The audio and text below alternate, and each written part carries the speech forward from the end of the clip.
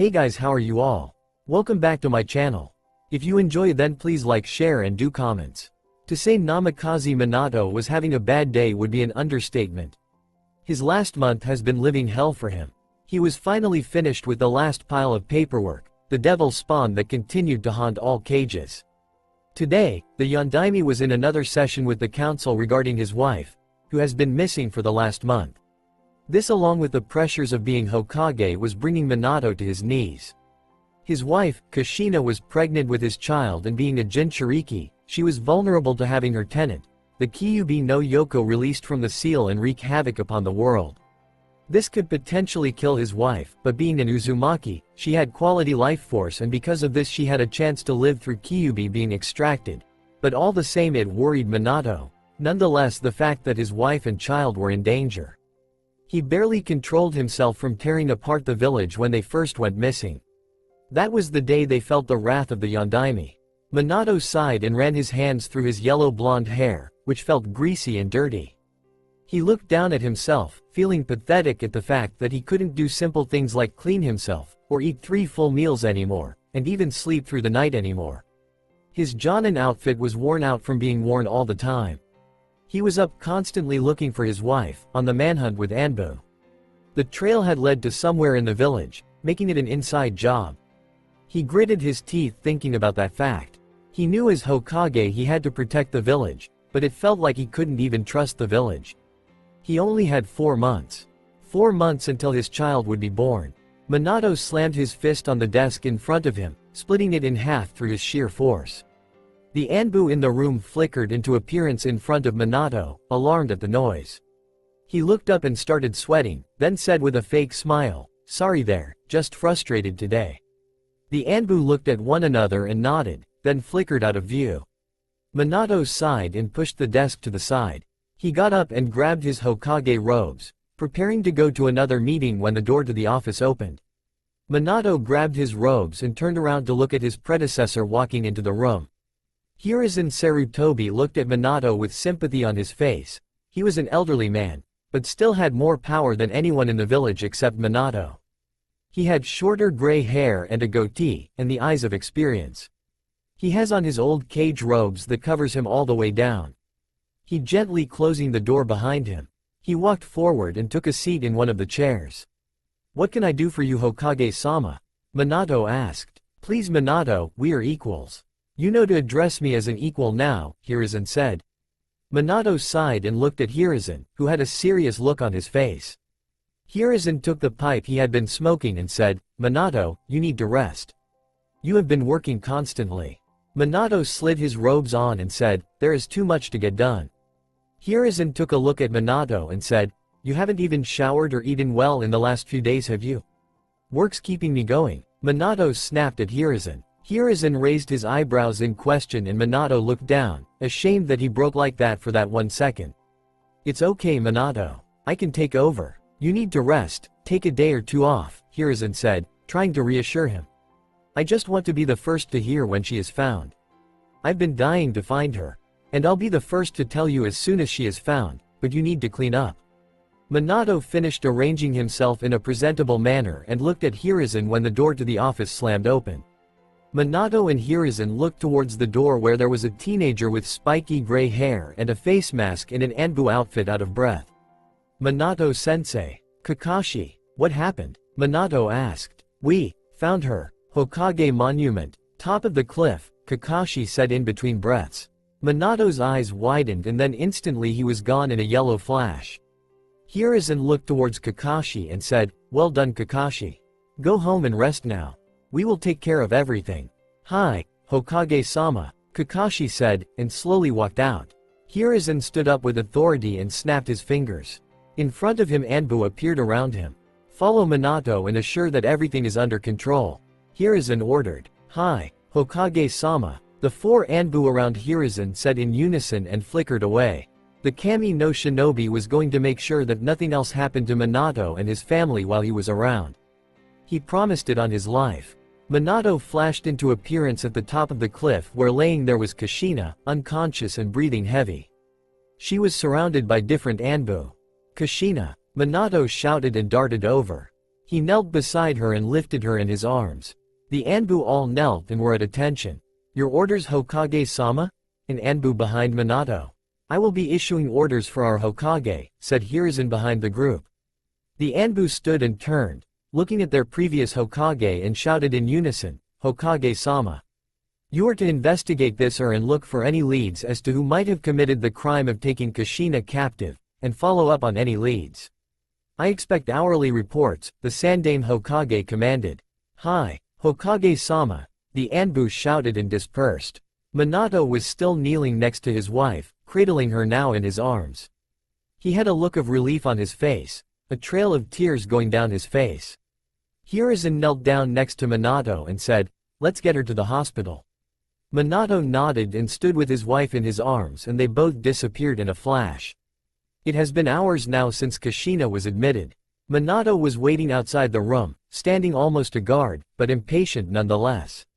The doctors were working relentlessly to find out if anything had been done, and the longer they worked, the longer Minato went without any word of what had happened to her and his unborn child. He was getting antsy. Hiruzen walked through the hallway and took a seat in the waiting room, only a few feet away. Hiruzen looked up at Minato, who had a determined but worried look on his face. Hiruzen shook his head and said to Minato, "Why don't you sit down here? She isn't going anywhere with all the guards we have posted around this place." Minato shook his head and stood at the door still, as if frozen in place. Hiruzen sighed and pulled out a pile of paperwork from his robes and continued the hell spawn that all cages had to deal with. It was only a few minutes later when the doors to the cage medical room opened and out came the head medical ninja, Nono Yakushi. She had a white cloth hood over her blonde hair and thick bold glasses. She had on medical robes over a black dress. Minato turned towards her and looked at her, and Hiruzen stood immediately. He looked into her green eyes and asked desperately, "How is my wife? My child?" She looked at them both before saying, "Perhaps you should both come inside and see." Minato and Hiruzen looked at each other, exchanging looks. Minato turned back towards her and nodded. They walked inside the room, and there stood the doctors slowly moving around the room, some sitting, tired. Off to the side stood the Anbu commander, observing the operation. "Could I ask for everyone to leave, please?" Yakushi asked. The doctors all looked towards each other and then walked out the door. The Anbu commander remained frozen in place, at the corner of the room. Yakushi walked over to Kushina, who was sleeping soundly in the hospital bed. Minato walked over and started stroking her hair. "How is she?" Minato asked. Yakushi sighed and said, "She is as healthy as she can be in a coma." "A coma?" Minato asked, shocked. Yakushi nodded, then said, "She is lucky to be alive at this point. We did a full body scan on her and she is as healthy as she can be considering her situation." "Let me explain. Before you go on, Yakushi-san, perhaps you should inform them about the child," the Anbu commander said. "Ahem, yes, you're correct, but seeing how they are related, it's best to just dive in," Yakushi said. Hiruzen raised an eyebrow at this and asked, "What exactly happened?" "You see, Kushina was kidnapped not for her, but for the child.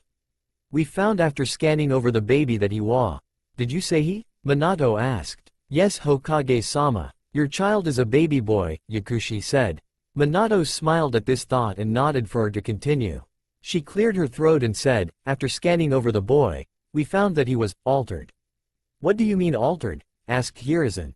"To be specific, genetically altered," Yakushi said sadly. "What?" Hiruzen and Minato shouted. Yakushi nodded, looking at the two, letting them calm. Minato was fuming, stepping away from his wife to pace the room. Hiruzen was looking sadly at Minato and Kushina, wondering what kind of man would have done this and what this did to her and their unborn son. "We can't tell you whose genetics they are, unfortunately. Considering the stress it's putting on your wife's pregnancy, it has to be some heavy genetics."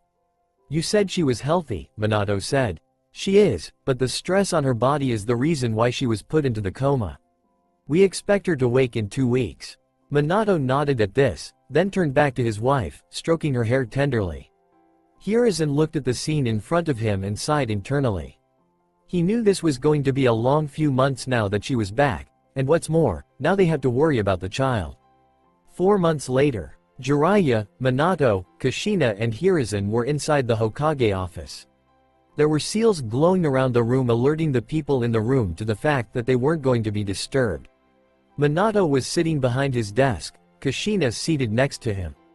Jiraiya was standing in a corner across the room and Hiruzen was seated across from Minato and Kushina.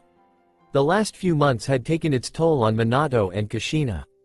Kushina was suffering from the pregnancy being disturbed, the stress was evident on her. Minato was working constantly as well and had a tired look on his face. He had been working with Anbu and Jiraiya to find the people responsible for Kushina's kidnapping as well as his regular Hokage activities and being a father-in-waiting. Jiraiya stood looking at the people in the room. He sighed knowing that his apprentice was suffering. He was worried for his surrogate family. He had worked with his spy network to figure out anything about Kushina's kidnapping. Meanwhile, he worked inside the village now and acted as a bodyguard and caretaker for Kushina. He really thought of her as a daughter now from these last few months. Minato and Kushina even asked him to be the godfather of their kid. He was of course happy to accept. Hiruzen cleared his throat and acknowledged everyone in the room. As we know, Kushina will deliver the child at the safety of the Hokage safehouse. Only we and the caretakers Bawako and Taji in charge of delivering Naruto know what is happening. Once he is delivered, Jiraiya will take him back to Konoha and Minato will reseal the Kyuubi. Once Kushina is resealed, she will be delivered back by Minato and will be put into high security. Does everyone understand? Hi, everyone said at once. Good, the task begins tonight. Minato, have you prepared yourself for any case? Hi, Minato said. Good, I will see you all when this is over then. Good luck. Minato arrived at the Hokage's safehouse and saw Kushina already in labor. Jiraiya was standing to the side against the wall with his head down while Bawako and Taji were working. Minato dashed over to her side and saw her in pain, but not screaming. Come on Kushina-sama, push, you're almost there, Bawako shouted. What's wrong? Minato asked. She's dying, Jiraiya said somberly. It felt like time stopped in the room for Minato then. He only saw his wife's face, scrunched up in pain. What? There's the head. Jiraiya-sama, come here, Taji said.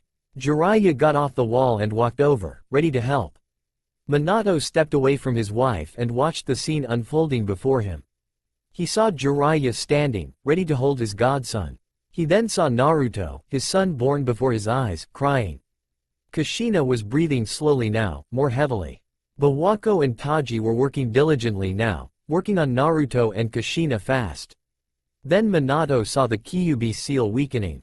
He gritted his teeth and stepped forward, preparing himself to reseal Kyuubi into his wife when suddenly he was kicked away.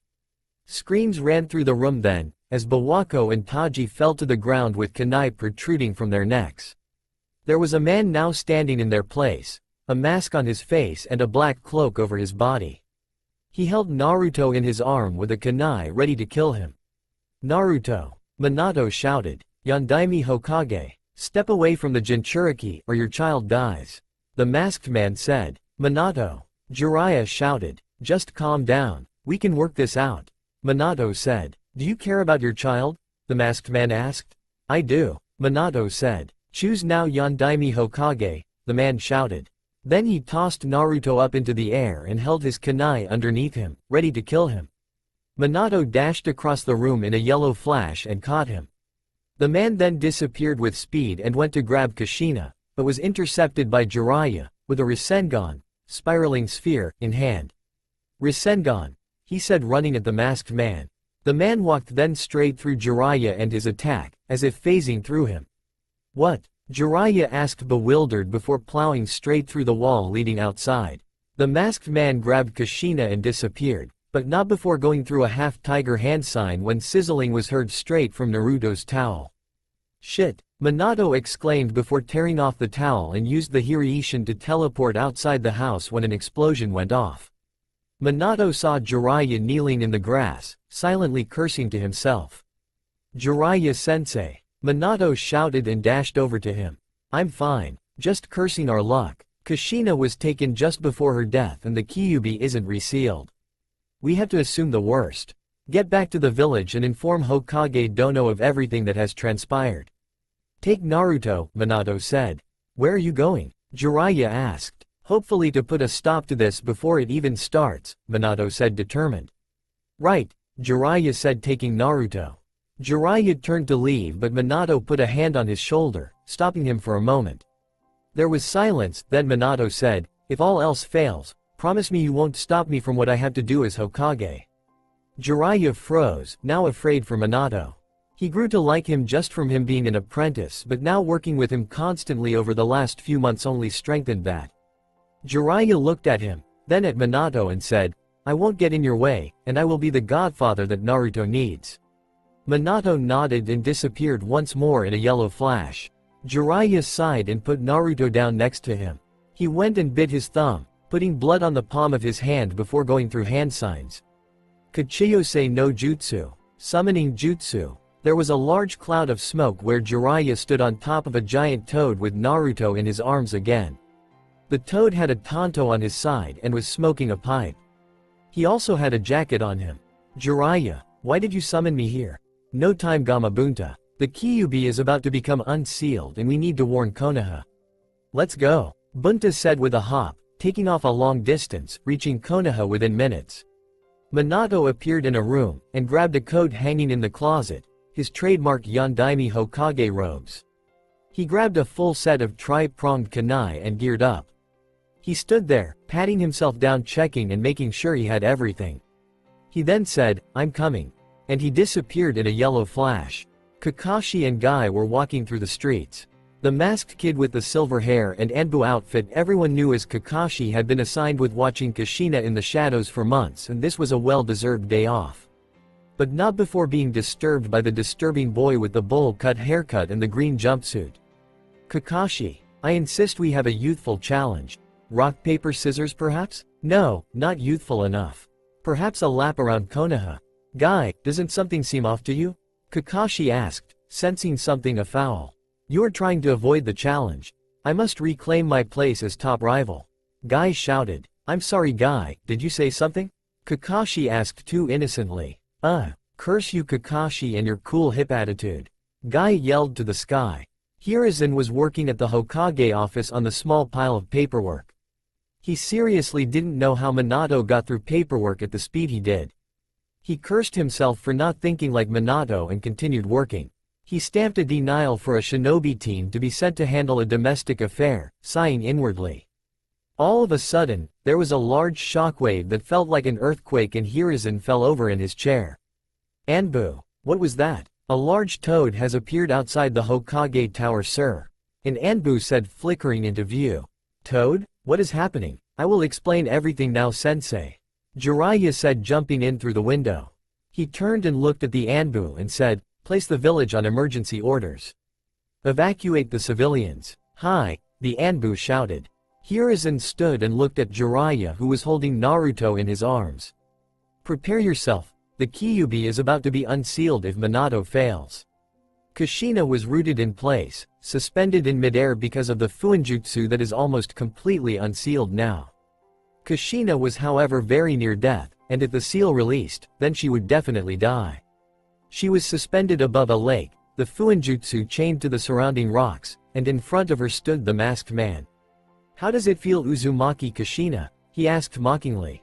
All she could do though, was breathe to keep herself alive and to restrain the Kyuubi, but her hold was close to losing completely now. "Now is the time then," the man said before making a hand sign. He channeled chakra through himself and now the contract seal on the Fuinjutsu and said, "Kai. Release." Then, the Fuinjutsu acted up, automatically pouring out evil chakra, red and vile in nature before it formed into a shape of a fox, more specifically, a nine-tailed fox.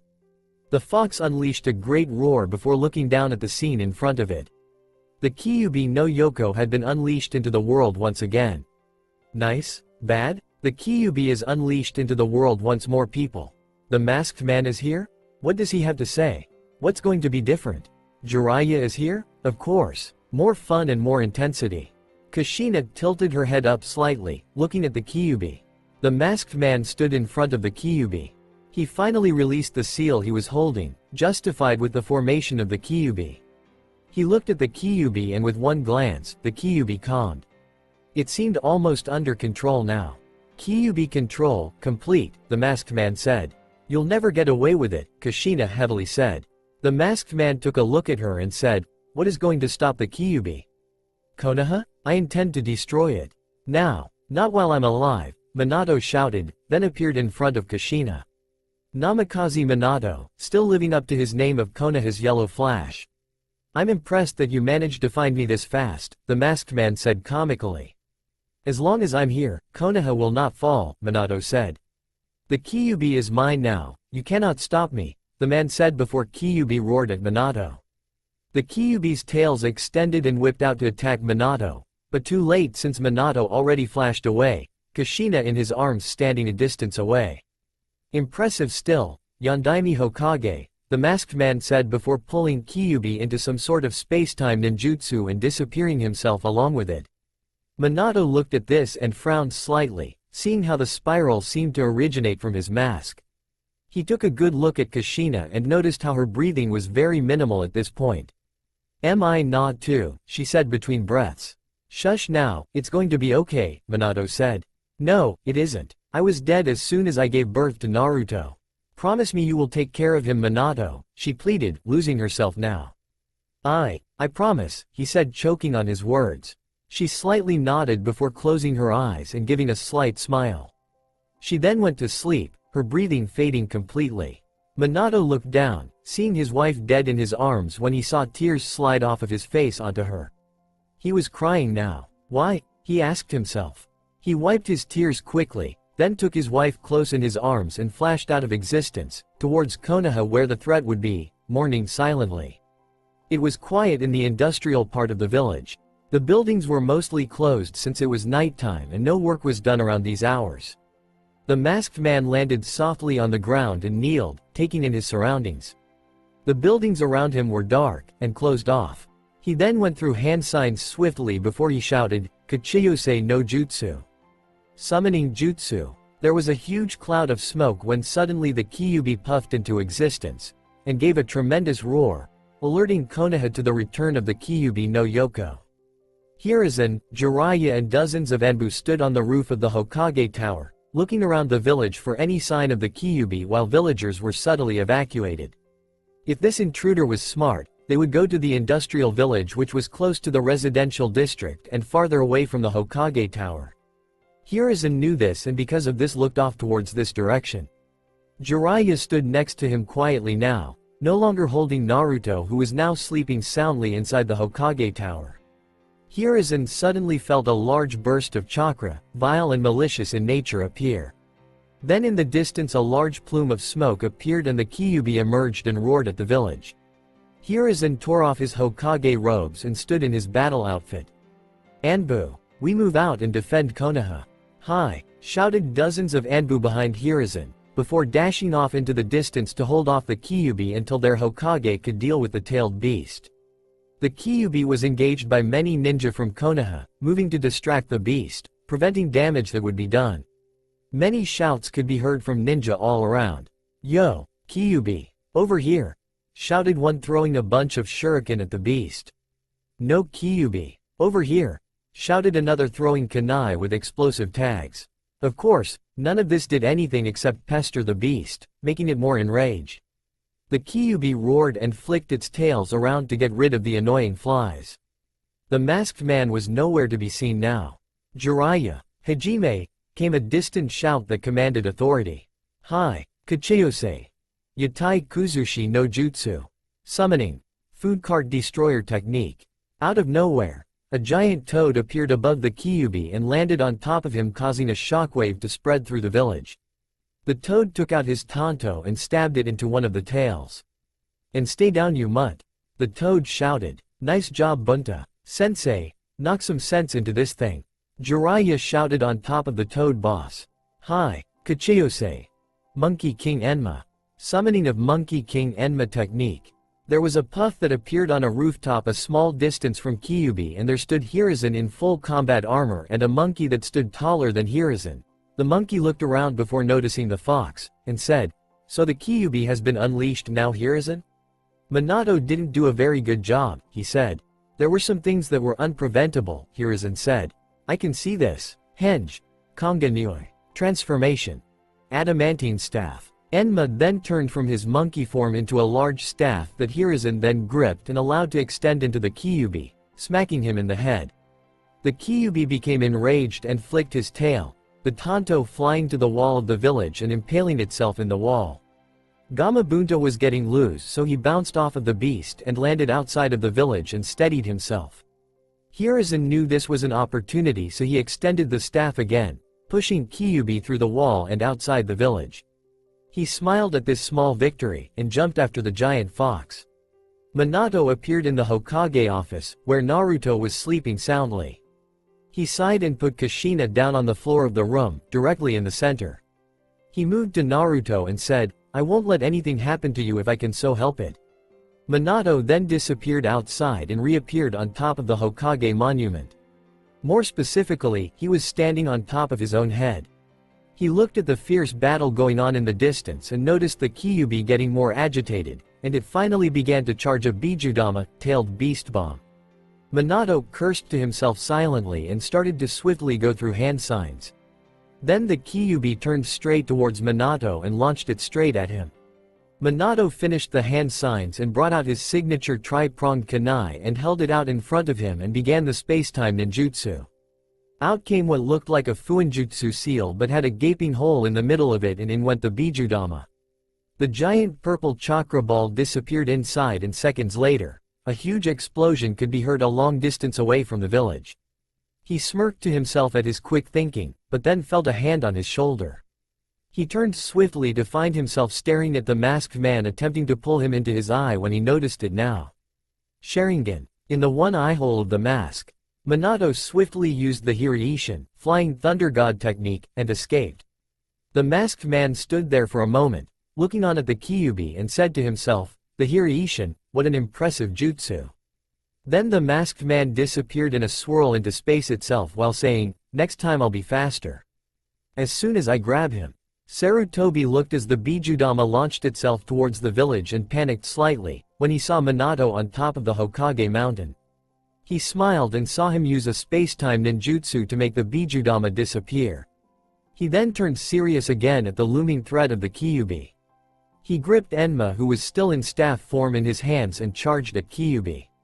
Jiraiya was standing on top of Bunta when the Bijudama went off and had to smile at his apprentice at how he handled the situation.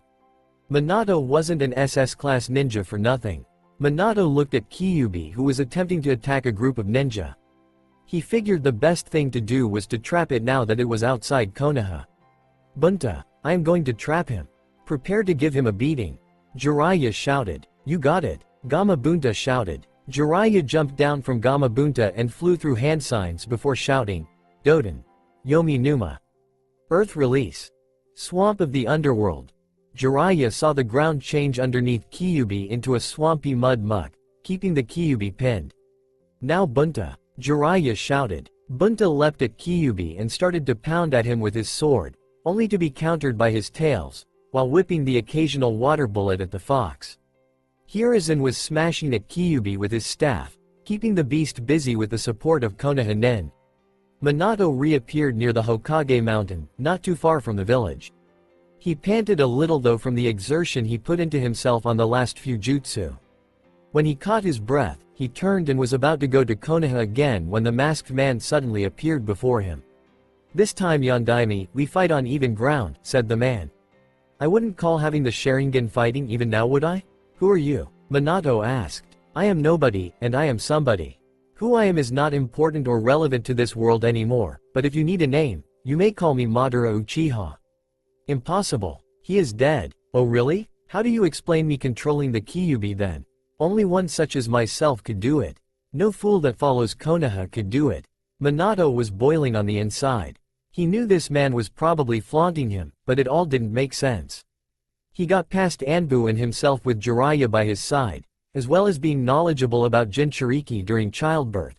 Being able to remove the seal and control Kyuubi is no small feat. He knew this man was probably who he claimed he was. "What is your hope behind this attack?" "Konoha's destruction. This could definitely be called an attack on whim, or it be planned. I could do it saying it was for war, or for peace." Minato stepped back, clearly shocked. This man had some dangerous ideals. He looked at the man before him who was now shrugging as if warming up, then saw chains drop from the cloak of his. He looked ready to fight.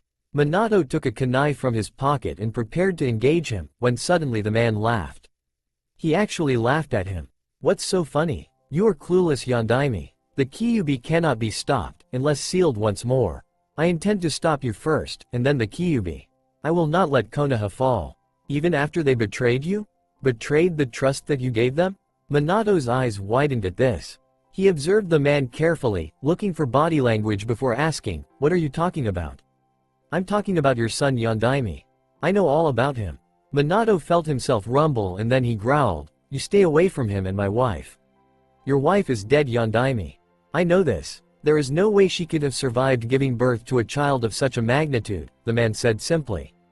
Explain. It's simple really. Your child has the genes of one of the greatest ninja ever produced.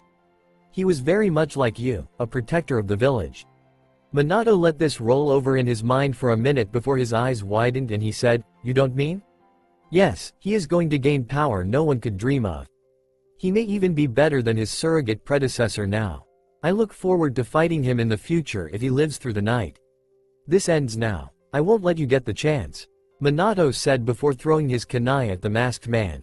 The man simply gave a huff of air and let the kunai phase through him, but not before seeing the Yondaime charge in front of him. A blue spiraling ball in his hands.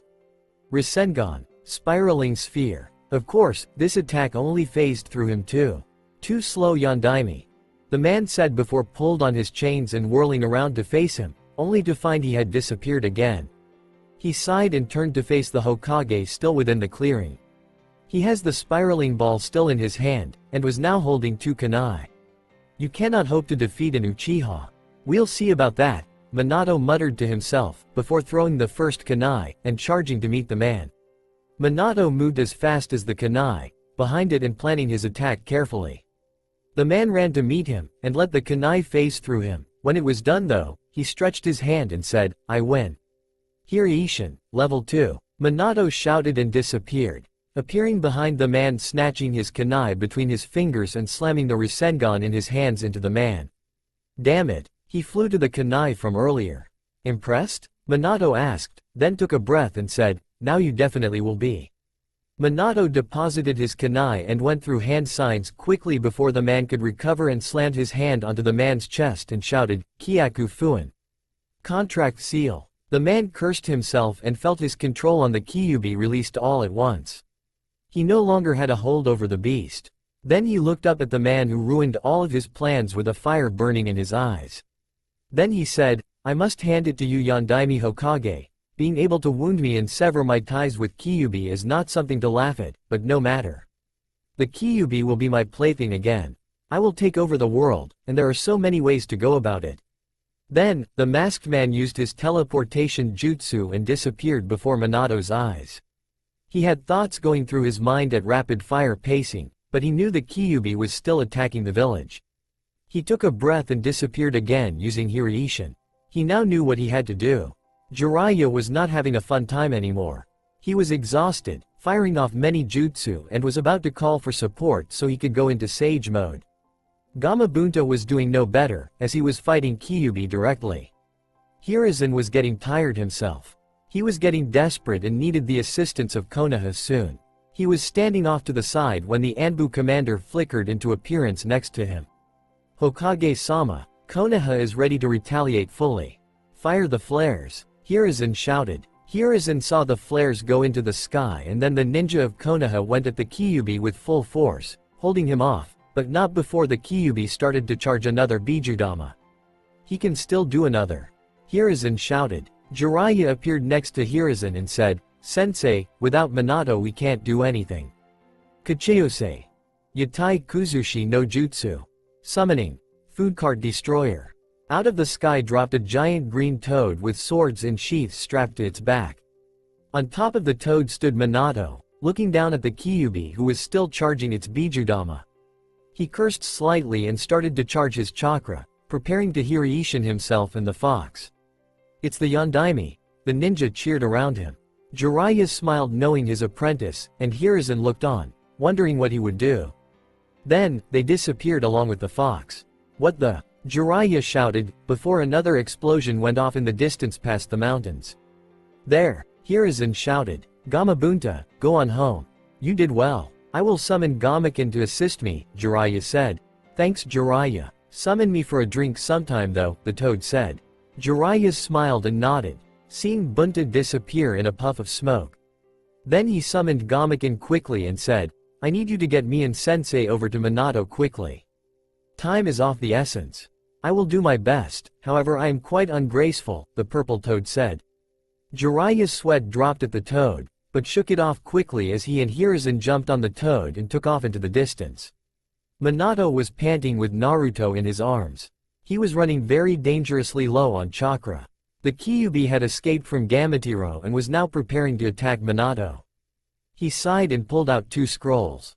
He laid one of them on the ground and formed the tiger seal. Fuin Kai, seal release, Minato shouted. The scroll glowed, then suddenly an altar appeared and Fuinjutsu marks ran across the ground until they reached the Kyuubi, who was entangled in them shortly, becoming encumbered. He roared at Minato, who smirked at him and began to do what he set out to do. He took the second scroll and scribed within it quickly, then rolled it up and set it to the side.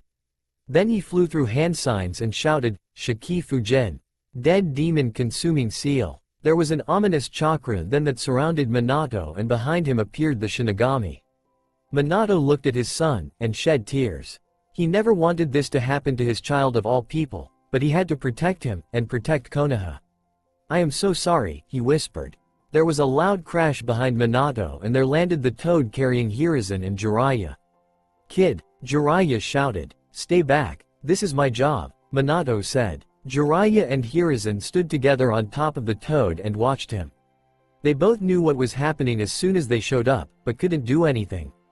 The scroll that Minato had put to hold the Kyuubi in place was also a barrier seal. Minato was running low on chakra now. He knew from the seals he had placed he was getting dangerously low. He thought about taking the Kyuubi with him together, but then crossed that thought because his son was the perfect person to hold him. If this masked man was correct, his son would be able to contain the Kyuubi with no problems. The question was, could he draw on the Shinigami enough to be able to form this seal to hold both the yin and the yang chakra of the Kyuubi? He mulled it over before finally deciding quickly. He flew through a set of hand signs and shouted, Kachiyose no Jutsu. There was a puff and then an altar appeared in front of Minato. He went and placed his child on the altar quickly and looked at the Kyuubi. He gave him a defiant glare and the Kyuubi roared back at Minato. Minato flew through a final set of hand signs before shouting, Hake no Fuin Shiki. 8 trigrams sealing style. Minato felt the rest of his chakra leaving his body and the restraints on the Kyuubi weaken. He looked at the Kyuubi and realized it was starting to get free, so he hastened the sealing process. He shouted in pain as he felt his whole body burning from the effort, his soul about to be taken by the Shinigami. Jiraiya was now shaking where he stood. He couldn't stand the sight of Minato dying in front of him. He was probably his most treasured student he had ever had. Hiruzen was shedding a tear at the sight of Minato dying now. He couldn't stand to see someone who was younger than him die. He should have been the one to seal Naruto away, but knew this was his right as a father to do this.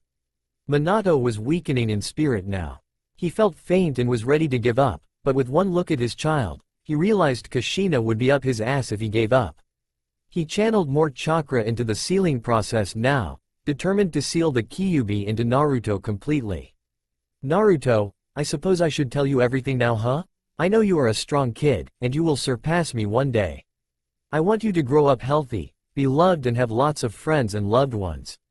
I want you to find some people that are special to you. I want you to take care of yourself. Eat healthy every day unlike your mother who has to eat ramen like it's going out of style. I want you to work hard, but have fun and be a kid above all else. I want you to be you.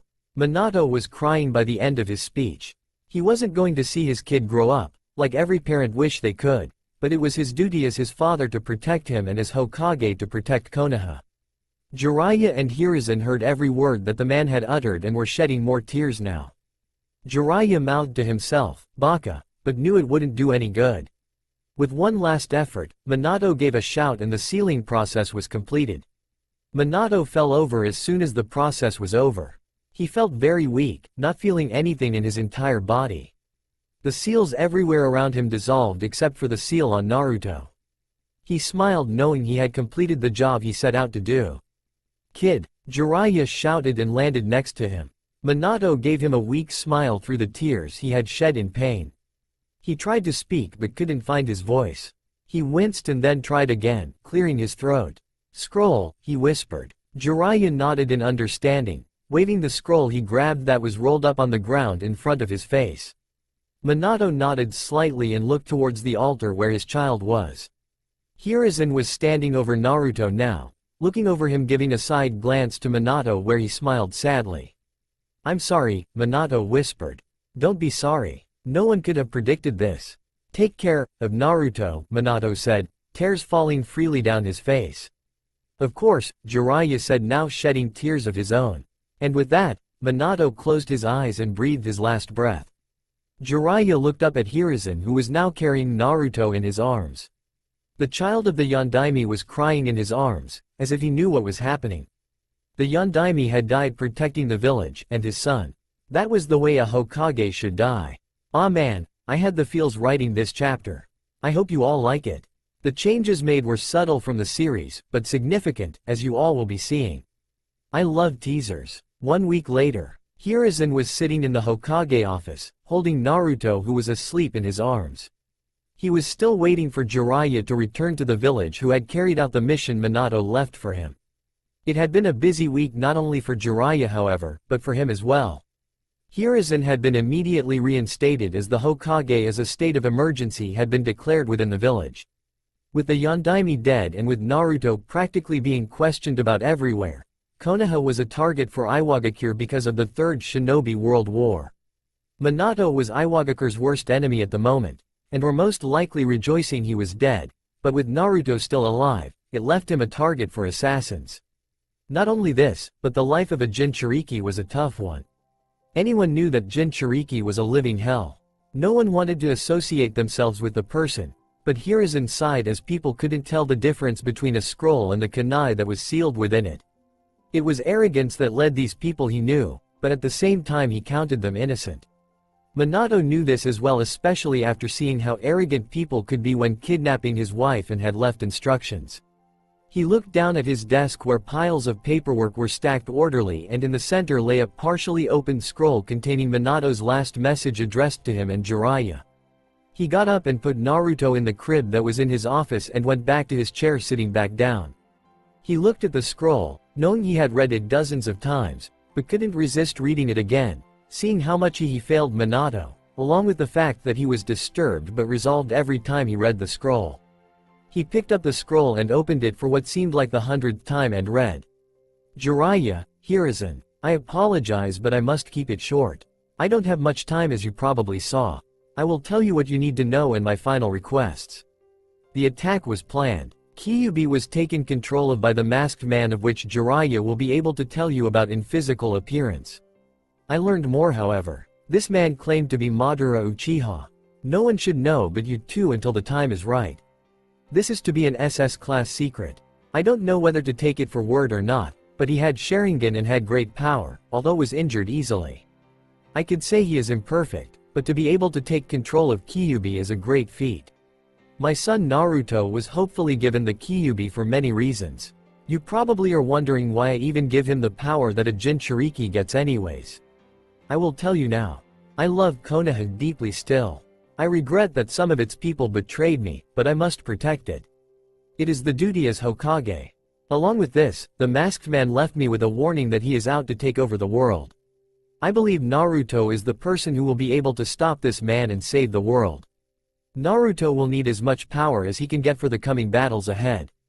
Also, Naruto is the perfect person to have the fox sealed within. He is an Uzumaki after all, and has a power. A seed has sprouted and will bring about a great change in Konoha. You will recognize it immediately, hopefully, and will take certain steps to guarantee he does. I will him all my belongings and knowledge in my library. Although it isn't much, do give it to him.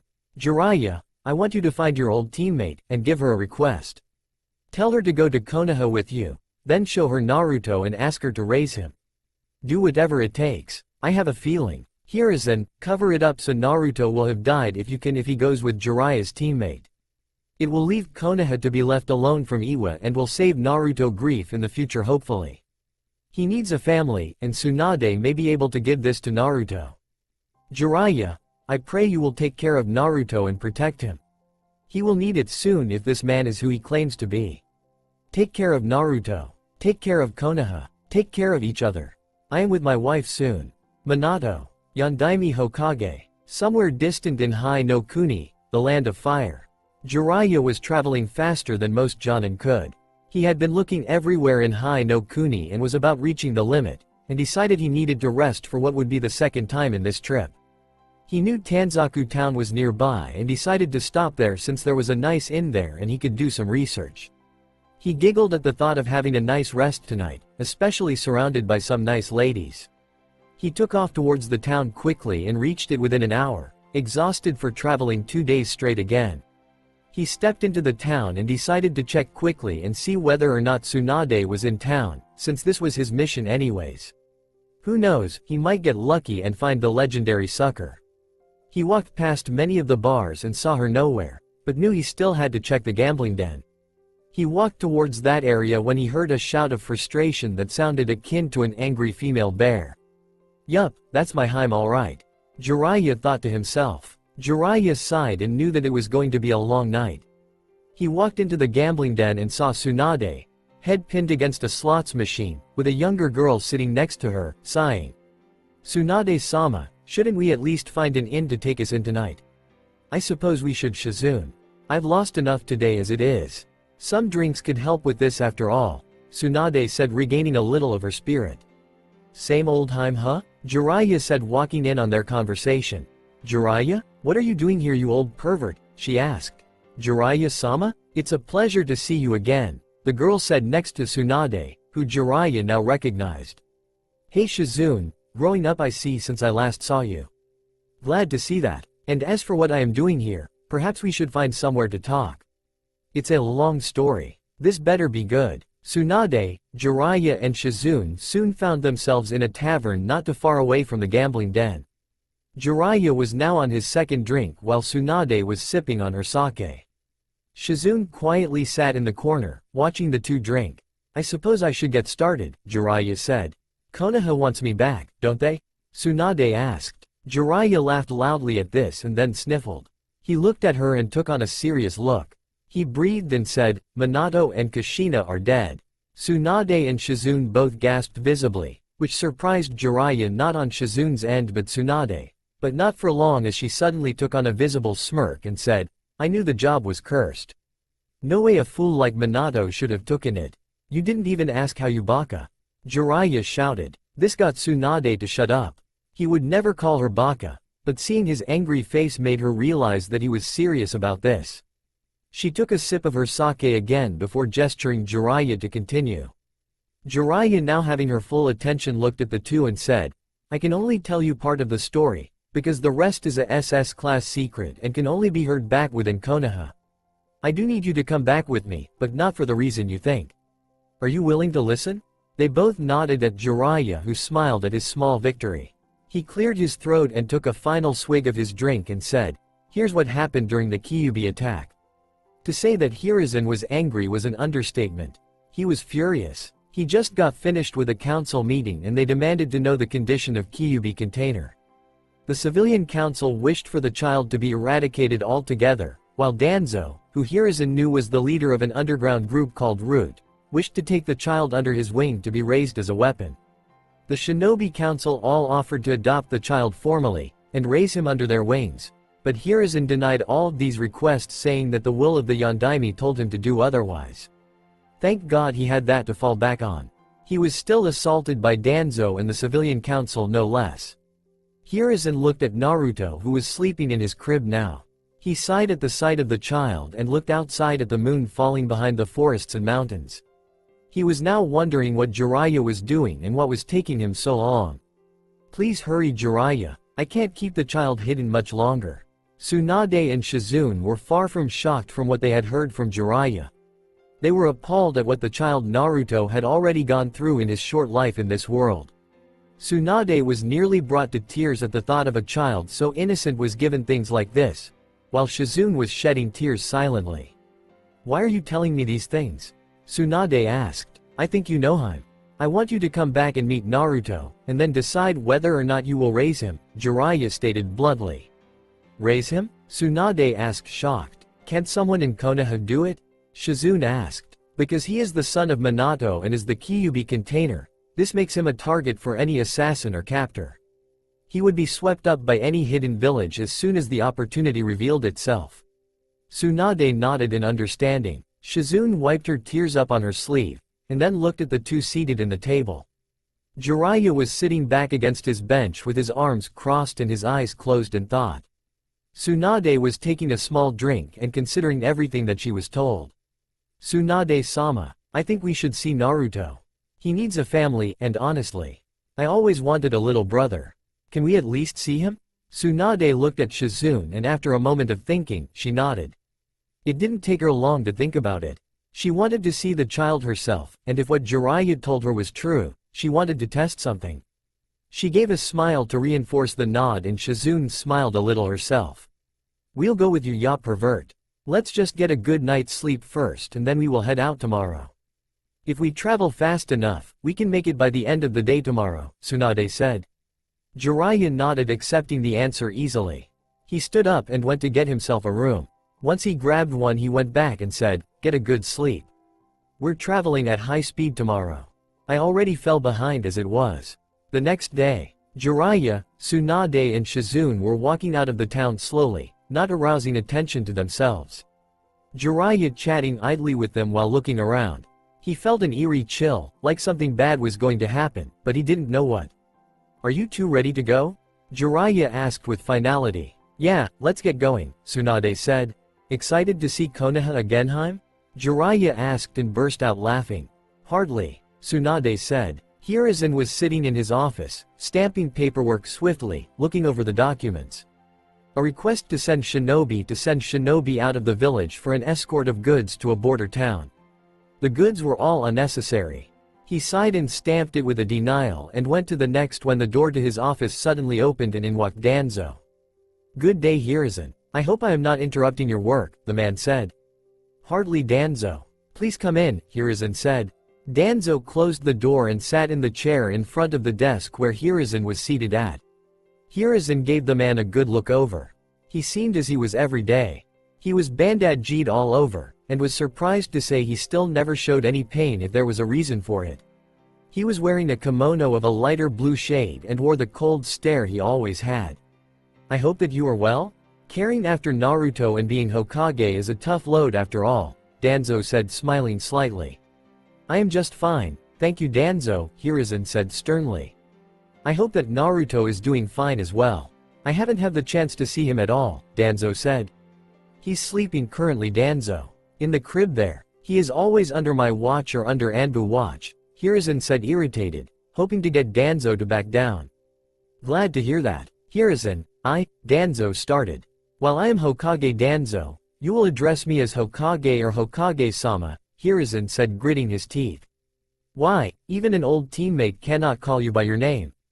Danzo asked. "You are crossing dangerous lines the past few days, Danzo. Spit out what you want because I have a village to run," Hiruzen snapped in reply. "I was hoping you would reconsider my offer to raising Naruto," Danzo said.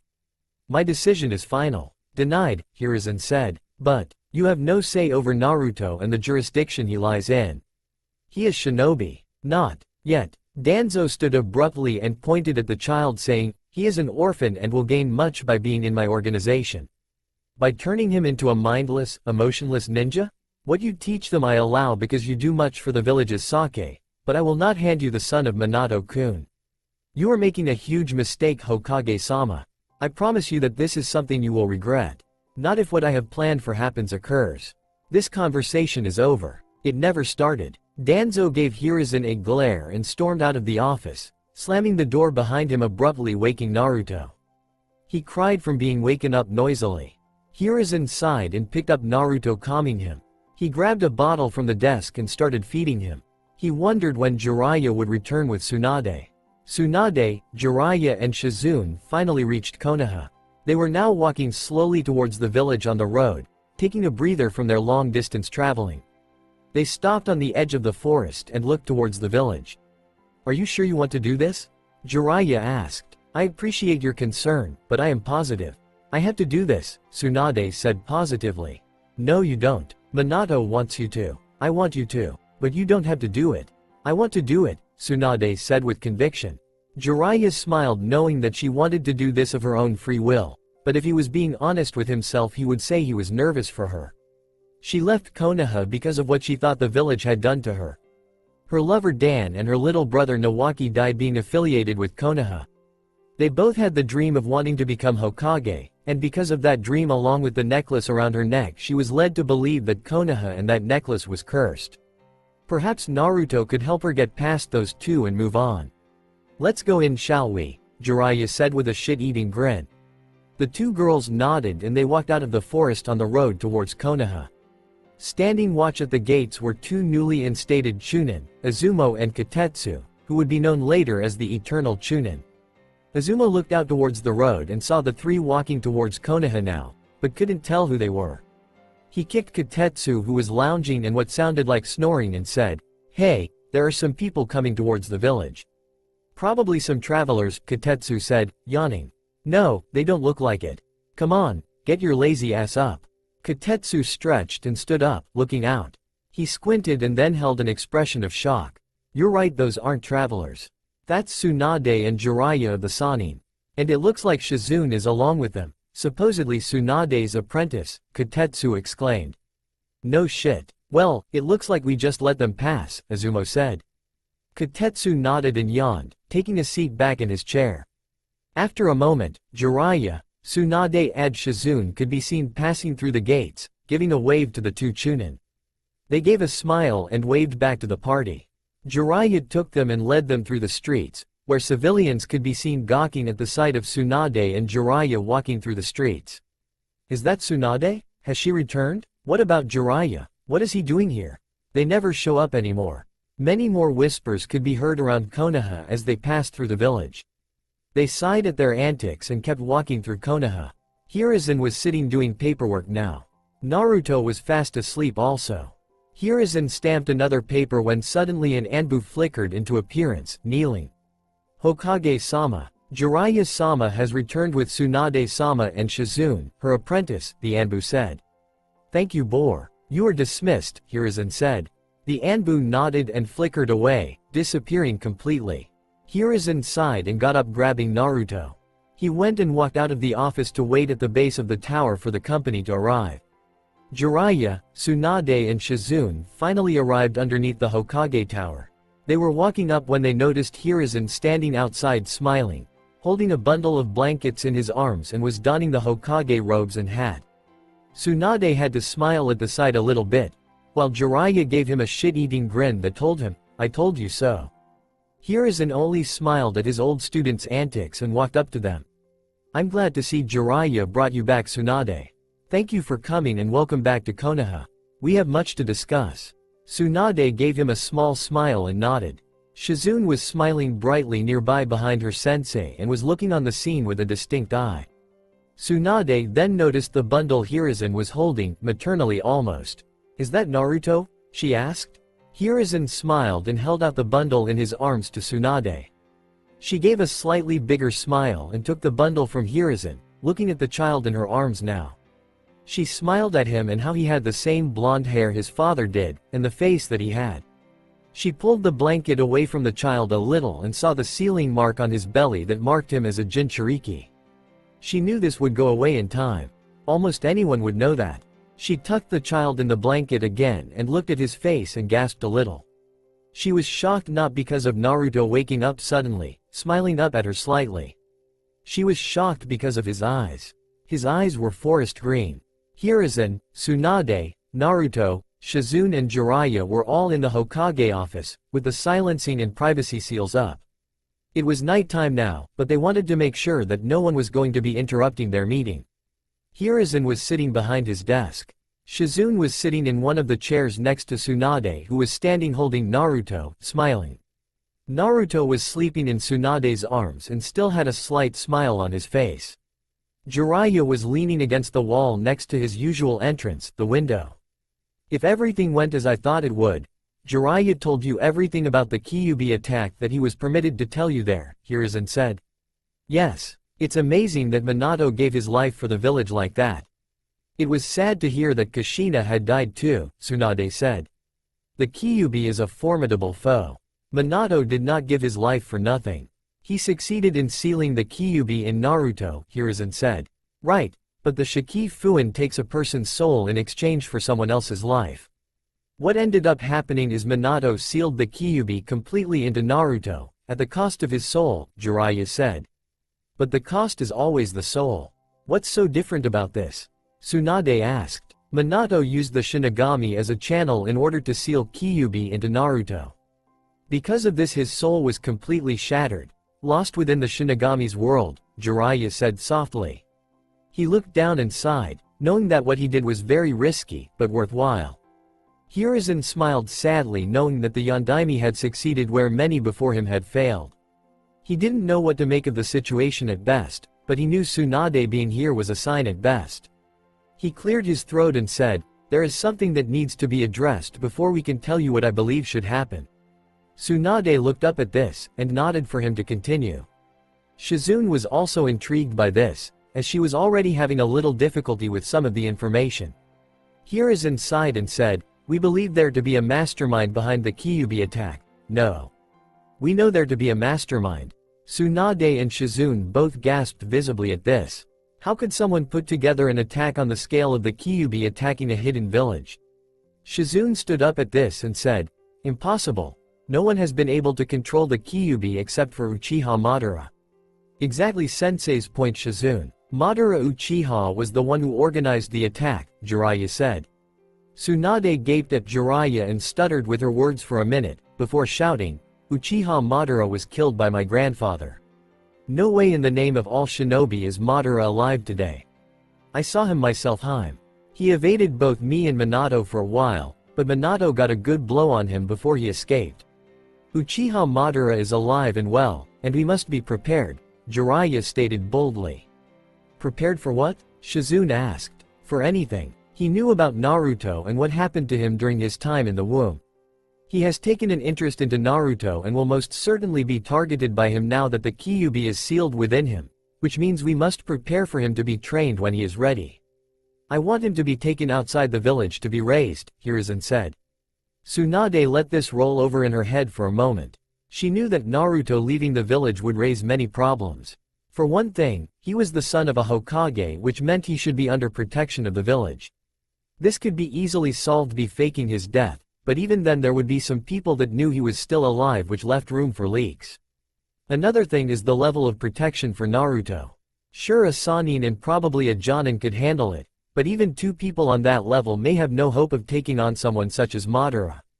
She thought that with her and Shizune's way of traveling they could go into hiding relatively easily, making money on the road. They would have to drop a few bad habits, but it would be doable.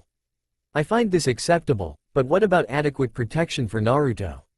His going into hiding may not be enough, Tsunade said.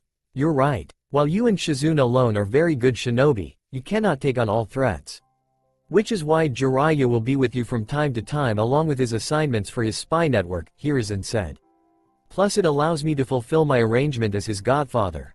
Jiraiya said, grinning a little now. Tsunade nodded, but was still unsure of whether to take this arrangement. She looked down at the child she was holding, still asleep. When she came here she had serious doubts, but already were they dissolving in her arms. Naruto was something she knew would be wrong to turn down. She already wanted to take him and run with Shizune away from Konoha. She knew one day that Naruto would return to Konoha because it was his birthright too. She had much time on the road to get rid of her hatred for Konoha, but she still held some spite for it inside her. Naruto might be her redemption. And the eyes she saw. She only saw those eyes in one other person, and that was her grandfather, Senju Hashirama. She knew what she had to do now. She knew what she wanted to do. I will accept my place as Naruto's mother and protector, Tsunade said declarative. Everyone smiled at her and she gave a big grin back, pulling Naruto closer to her chest. Hiruzen pulled out some papers and started writing away swiftly. Jiraiya got off the wall and walked up to her. She looked at him, narrowing her brows and said, "I swear to God you pervert, don't make this awkward." Jiraiya only walked up and put his arms around her and said, "I'm proud of you, Haim." "Thank you." Tsunade stiffened at first, but then she relaxed and nodded. Shizune stood up and said, "I'm also proud Tsunade-sama, and thankful. I always wished to be a big sister. Now I get that opportunity." "Of course. It's only right that you do," Jiraiya said, laughing. Hiruzen finished signing papers and stood up. He looked at the small surrogate family in front of him and had to smile at the sight. "Everything is ready for you to leave. I will take care of the rest. Jiraiya has already prepared a place in Cha no Kuni, the land of tea. I leave you with a final warning however. Watch for both allies and enemies. Trust no one. Good luck you four," Hiruzen said. Tsunade, Shizune and Jiraiya all gave a nod towards Hiruzen. Hiruzen looked towards them and knew they were ready to leave. He smiled and motioned for them to make their way out quietly. No one ever saw Tsunade, Shizune and Jiraiya make their way out of the village that night, Naruto in their arms. It was then known that Naruto was assassinated by a foreign ninja. No one ever found out who it was, or how it even happened. Hiruzen was devastated for a while, but soon returned to work. The little family that disappeared soon found themselves at the border of Cha no Kuni. 2 weeks later, Tsunade and Shizune were sitting at the table, Naruto in Tsunade's lap. They were currently eating dinner. It had been 2 months since they made it to the border of Cha no Kuni, land of tea.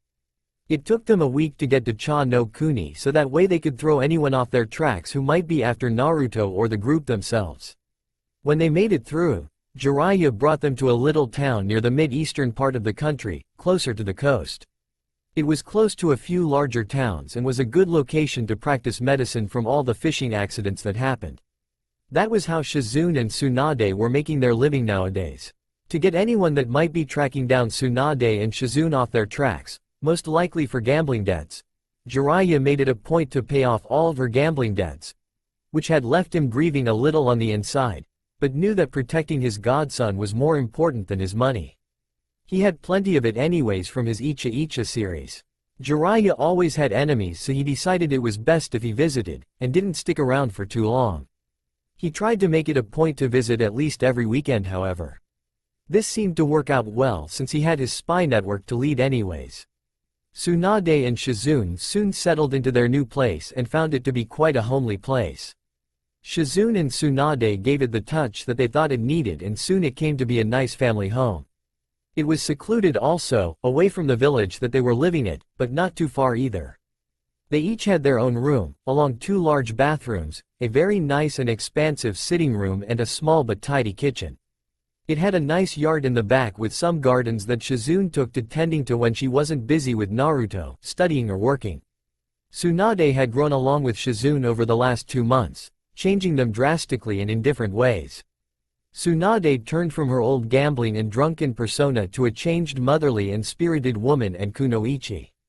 She no longer took to gambling or drinking as often, instead doing it as a hobby every so often, and instead spent her time at home with Naruto, or working for the family. She didn't go around boasting her name either, instead taking on a fake persona everyone now in the area knew as Rina. Shizune also changed her name just to be safe, calling herself Sayuri. Tsunade and Shizune did this just to be sure that no one would go after them if they were heard about from farther away. Tsunade had taken time to develop her medical techniques over the past few months now, serious about getting into her work. One of the things she had developed that Shizune called genius was her wet nursing technique that allowed her to be more capable of breastfeeding children even though she wasn't Naruto's birth mother. If this got back to the shinobi world, this would help thousands of people. Shizune had grown also, not only as a person in mentality, but physically also. She had hit another growth spurt and had developed more as a woman. Tsunade had to chuckle at some men's antics in the villages sometimes as they tried to ask her on dates or pull something on her. Sometimes she would leave them in a little more pain than necessary, but she would just smile hugely at this achievement. Shizune was proud of her master also, seeing her develop to become the mother she was now. She liked to help a lot however, giving Tsunade breaks when necessary and working for the 3 of them. She was proud to call herself a big sister of Naruto already. Tonight, Shizune had made them a quite appeasing fish fillet with some herbs and vegetables from the market. Soon, Shizune would be able to make them from the garden. She had to smile at that thought a little. Naruto was being breastfed while the two of them ate. "How are our allowances this month, Shizune?" Tsunade asked. "We're getting by. We don't overspend, which is nice. We even have a little leftover money from this month from the overtime." "We're playing it safe," Shizune said. "Let's keep it that way," Tsunade said, having a sip of water from her glass. "Tsunade-sama, are you worried about Jiraiya? He hasn't been around for the last 2 weeks. He usually makes it a point to visit during the weekend. It's Saturday. That old pervert can take care of himself. If anything, he'll show up saying he was chasing a lead about our old teammate," Tsunade said, laughing a little. "Very close actually, Haim. I was chasing a lead on our mystery masked man and on Kushina's captor," said Jiraiya from the doorway to the house. "Jiraiya-sama," Shizune said, then rose to welcome him into the house. "I'm fine, sit and eat, Shizune," Jiraiya said, laughing a little. He walked in quickly and sat at the table. Tsunade rose with Naruto in her arms, still feeding him, and said, "Thanks for the warning that you were here, you pervert. I'll be taking Naruto to the bedroom to feed him. Next time, be sure to warn me, or else." Jiraiya caught the dark note in Tsunade's statement and nodded quickly, when Tsunade gave him a slight smirk and walked off into the bedroom. Shizune was eating when she saw Jiraiya stand and grab something small from the fridge to eat. He sat down at the end of the table, and when she looked again, she gasped, a little shocked at the new mark on his neck. There was a brand new scar which ran from the front of his Adam's apple to the very back of his jawline, running along his neck. "Oh, this? Don't worry about it. I had a run in and they got too close to me." "It's my own fault really," Jiraiya said, shrugging it off. "You're usually careful though," Shizune said, obviously worried. "What happened? I'll explain to you and Tsunade later," he said with a look on his face. Shizune nodded, appeased for now. Tsunade wouldn't look worried, but really she might be on the inside. Shizune was at the moment. Anyone who could get a mark on that like Jiraiya was obviously skilled enough to get in close and do that damage to him. Jiraiya sat comfortably eating some leftover miso, while waiting for Tsunade to come back into the room. Shizune was eating slowly now, watching Jiraiya. Tsunade returned after a few moments of silence and sat down at the table, resuming her meal. She didn't once glance over at Jiraiya, who was sitting eating his soup slowly still. After about a moment, Jiraiya started laughing and said, "What, Haim, no glance over at me? You angry or something? I have to say though, from what I saw, I might have to try to peek in and catch a glance of those heavenly things that you wear we all call breasts." "Not at all, Jiraiya. Just be happy I don't make you any less of a man for intruding on our mealtime while I was feeding Naruto without informing me you were here," Tsunade said with an evil gleam in her eyes. "Tsunade-sama, I believe Jiraiya-sama has something to say to the both of us," Shizune said. And for the first time that night, Tsunade looked up at Jiraiya and noticed the long scar running along his neck. She gave a visible raise of her eyes and even opened her mouth, a little shocked. She didn't really know what to say at that other than, "What the hell happened to you?" Jiraiya laughed at that, and then he sobered up and put a serious look on his face. He looked at the two of them and said, "This story does not make it back to Sensei, do I make myself clear?" "What's with the secrecy?" Tsunade asked. "You'll see why, but promise me first," Jiraiya said. The both of them looked at each other and then nodded at Jiraiya. Jiraiya sighed and started stroking his chin, muttering something about where to begin.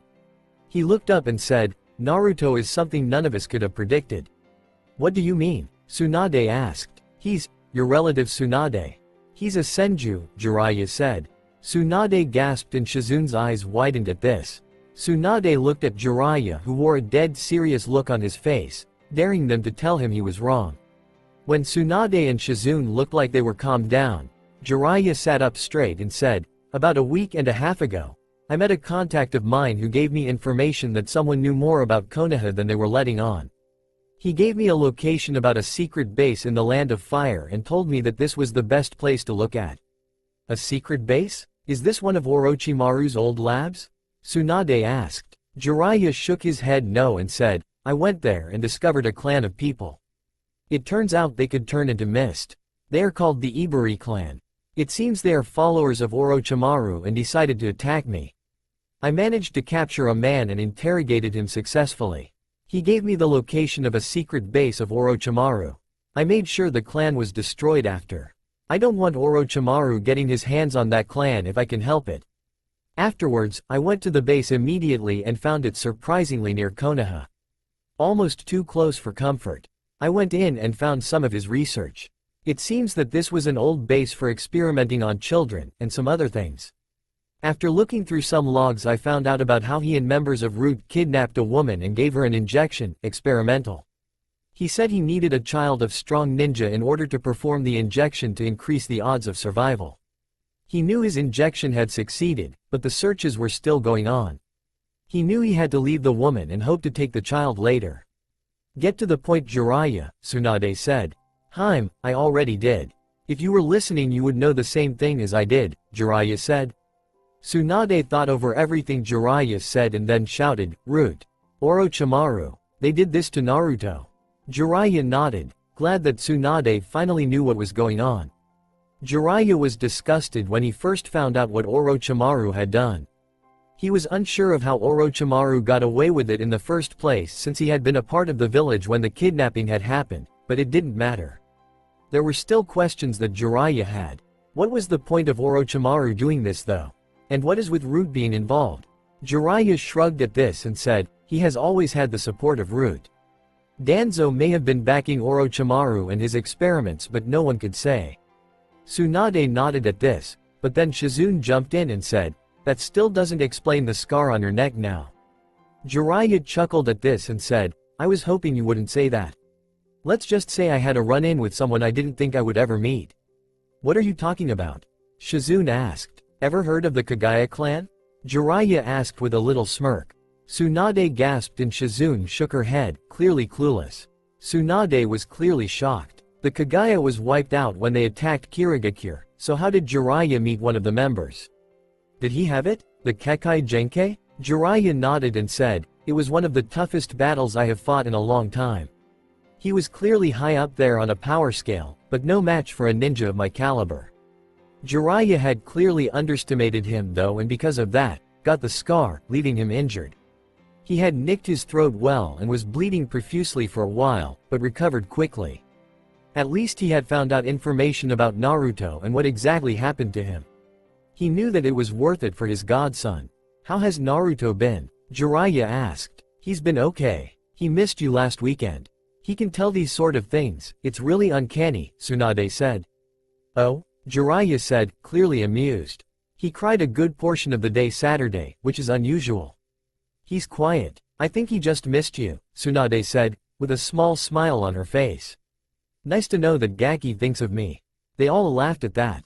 Everyone was pleasant with each other for the rest of the night, enjoying each other's company and carrying conversation, drinking well into the night. 4 months later. Today, Naruto was 6 months old and Jiraiya was in to visit. He walked in the house to Tsunade and Shizune sitting on the floor, Naruto sitting on his own in front of them. They were laughing at Naruto's antics. It was a nice sight to see, but he wanted to be a part of it. He walked in and announced himself saying, the super uncle has arrived. More like super pervert, Tsunade muttered. Jiraiya laughed in good nature and swooped up his godson, cradling him and tickling him, making him laugh hysterically. Shizune smiled at Jiraiya and his fatherly actions. Although he didn't seem like a father figure, he really had his moments. The scar still laid on his neck. Jiraiya had refused to remove it from medical ninjutsu, saying that he wanted to have it there in memory of Naruto and the time he found out he was a senju. Tsunade admired that Jiraiya wanted to even have the scar, let alone kept it in memory of Naruto and even more likely herself. How sensei? Tsunade asked. He's okay. He wants to see Naruto. I was thinking we could meet him with Naruto sometime for his 1-year birthday. It would be nice for the both of them, Jiraiya said. And go to Konoha? Absolutely not, Tsunade said sternly. Of course not. He was planning on making a trip over to Suna anyways. He makes a small detour and we meet him midway. We need to move anyways. Move? What do you mean? I've caught wind of rumors going around about 2 healers in Cha no Kuni. That would be you too. People get suspicious. Better to say we move, disappear for a bit and show up somewhere else. I was thinking Kawa no Kuni, Land of Rivers, would be a good place to go anyways. It's quiet and secluded there.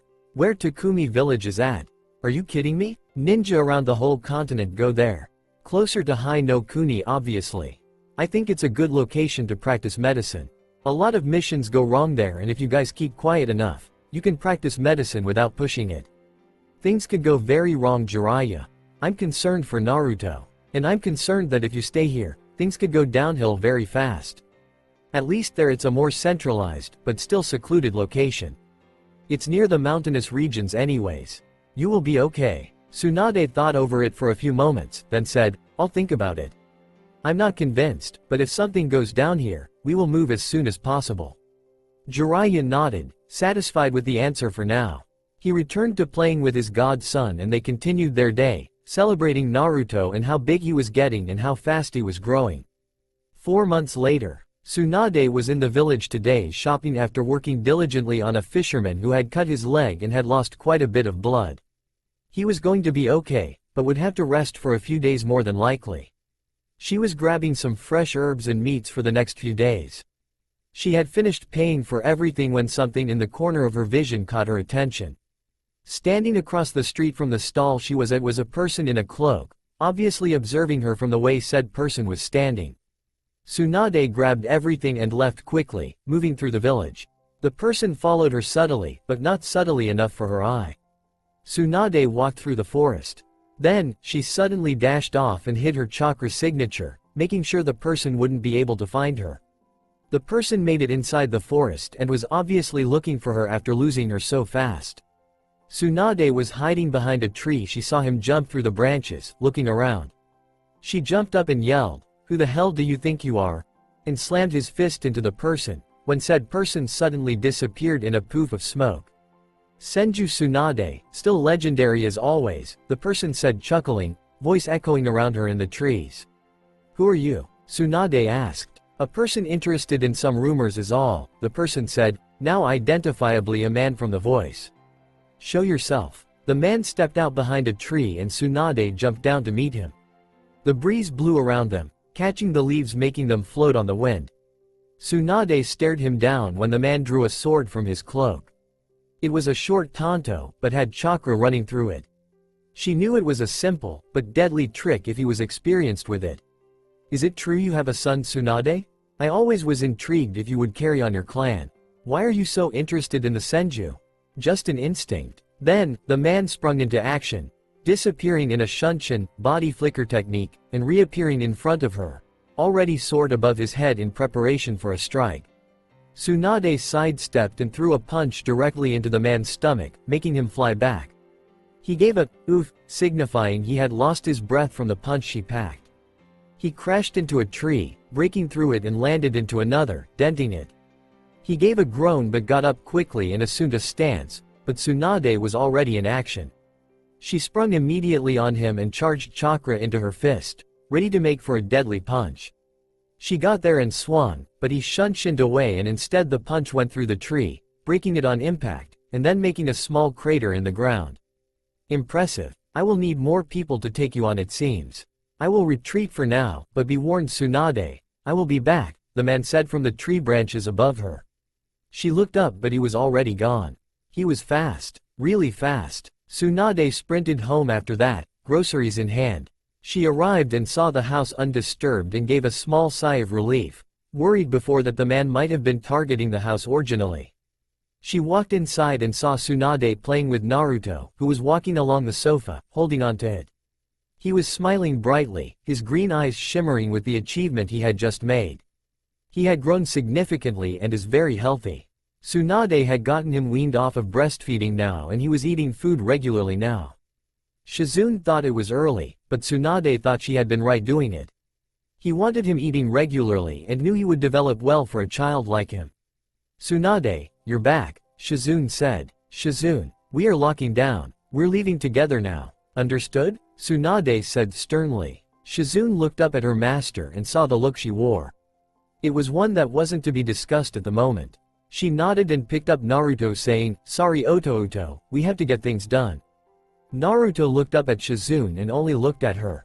He still had a small smile that said, "I understand." Tsunade went into the back of the house and started packing necessities. She grabbed some things for Naruto and the rest was clothes and travel supplies. She left the back rooms and made her way to the kitchen to pack some food that was worth bringing while traveling. By the time she was done with the tedious task, Shizune and Naruto were ready to go themselves, fully dressed and travel ready. Tsunade nodded and they walked out of the house, ready to move quickly. Tsunade picked up her son and strapped him onto her back. "Where are we going to go, Tsunade?" "We will go to a fishing town Jiraiya planned to send us to as a contingency plan. It will take about a day of traveling with Naruto, so let's go full speed ahead." "Hi." They took off into the trees and while traveling, if you listened close enough you could hear the giggling of a small child in the tree canopies. Tsunade and Shizune made it to the border of Hai no Kuni. They were traveling swiftly when Tsunade didn't like the feeling of the forest around her. "Shizune, take Naruto. I need a break," she said. Shizune knew Tsunade didn't need a break though, as this was their signal in case something was going to happen. She stopped and took the straps Naruto was sitting in and strapped him to her back. She stood up when suddenly kunai flew in all directions towards them. Shizune gasped, but Tsunade simply gave a HMPH before grabbing Shizune and dropping to the ground, the kunai all missing. When they made it down, there was a fireball flying towards them from the distance, so they jumped to the side, the fireball flying past them. "Extraordinary. You are something not to meddle with, Senju Tsunade," said a man who then jumped down from the trees in front of them. Then, 11 more ninja all jumped down and surrounded the three of them. Tsunade looked around and noticed all of them wearing plain white Anbu masks, decorated in Anbu armor and all wearing tantos. "So this is Danzo's failsafe, huh? Take us out and grab Naruto?" Tsunade asked with a deep growl. "Danzo-sama has ordered the capture of Naruto. We are sorry, Tsunade-sama, but orders are orders. This is for the greater good of Konoha." Greater good. Rasengan. Spiraling sphere. Suddenly out of the trees came Jiraiya slamming a blue chakra sphere into the man who was speaking. He flew a distance into the trees, breaking a few before finally rolling to a stop. He groaned, but could not get up again. Jiraiya stood next to Tsunade and Shizune and said, "Sorry I'm late. I heard from a contact about Root discovering you too. I came as fast as I could." "How far behind were you?" Tsunade asked. "About a few hours. Only took me a bit to catch up I suppose," Jiraiya said. Tsunade nodded and cracked her knuckles, getting ready for a brawl. The Root ninja all tensed, but then dashed, all intent at striking as a team. Jiraiya flew through hand seals and shouted, "Doden! Doryuheki! Earth release! Mud wall!" He slammed his palm into the ground and the earth rose up underneath the party, shooting them up into the air. Jiraiya jumped away from the pillar into the open air and flew through more seals, before shouting, "Kaden! Enden! Fire release! Flame bullet!" Jiraiya put his hand to hit mouth and made a tunnel for him to breathe through. He breathed out however fire and it came roaring down on two Root ninja. They screamed and died a fiery death. He turned just in time to see Tsunade slam her fist into one of the Root ninja, who had cracked his ribs from the impact. He flew into another ninja and they went flying through a couple trees. Shizune had spat out a couple of senbon, skillfully taking out a single Root ninja, bringing their numbers down to 7. "You made a grave mistake taking on the gallant Jiraiya, the Toad Sage of Mount Myoboku." Jiraiya shouted, taking on a ridiculous pose. The Root ninja all looked at Jiraiya expressionless, but Tsunade and Shizune had managed to sweat drop at Jiraiya's antics. Naruto only looked at the battle going on with shining eyes, intrigued by what was going on, clapping his hands here and there. Jiraiya shrugged, then swiftly went through multiple hand signs before shouting, "Doden! Dosakiryu! Earth release! Earth dragon!" From the earth then shot up a dragon made of the rock and earth itself, turning into a longer serpentine dragon. It flew towards the enemies around him and most were instantly crushed. 3 regrouped, obviously the only survivors. Jiraiya leapt towards Tsunade and Shizune, who were standing off to the side now, guarding Naruto. The Root ninja there stood huddled, then they all consecutively nodded and dashed off, away from the small party huddled. Jiraiya sighed and turned back to the other two. "I'm glad I got here in time," Jiraiya said. "Thanks you old pervert," Tsunade said. Jiraiya shrugged it off and looked at his godson, who was smiling happily and clapping his hands still. He gave him a small smile and a wave, then turned his attention back to the scene in front of him. It looks like Danzo wanted Naruto in his hands. He might have had him too if I had not arrived.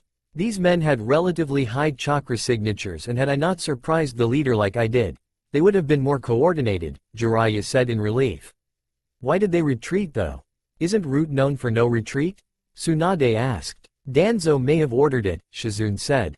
Most likely, Jiraiya said with a nod. They shook off the adrenaline and the dust that had gathered on them. Jiraiya looked at the party and said, we need to move quickly. We will travel in Hai no Kuni for a few days losing any tracks. We will get to Kawa no Kuni and the place I told you about. It's a lot safer there. Tsunade and Shizune nodded. They gathered themselves and then they all dashed off into the distance. 1 week later, after many days of laying false trails and investigating rumors, Tsunade and Shizune had completely buried their tracks and were now in Kawa no Kuni with Jiraiya. They were walking on the road, Naruto being held by Tsunade currently. He was giggling, his green eyes shimmering as he was being tickled by Tsunade. We're almost there, Haim, and I know you're going to love the place, Jiraiya said. Oh, so positive here, huh? Tsunade asked with a slight smirk. Jiraiya only gave a cheeky grin and continued walking. Tsunade and Shizune followed behind. Soon enough, they had reached a mountain town in the northern regions of the country. They made it to the outskirts on the other side of the town, and off in the distance there was a house, surrounded by a few trees here and there.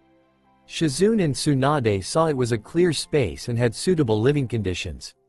Inside the house, it was almost an exact replica of the last house's layout, except it had another bedroom.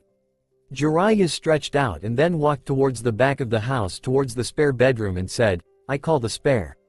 I need a nap. And before the two ladies could say something, they heard a door open and close behind the old pervert.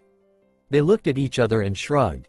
They took off the packs they had and put Naruto down, who was excited to finally be down again. He went crawling over towards the table in the sitting room and started to stand up.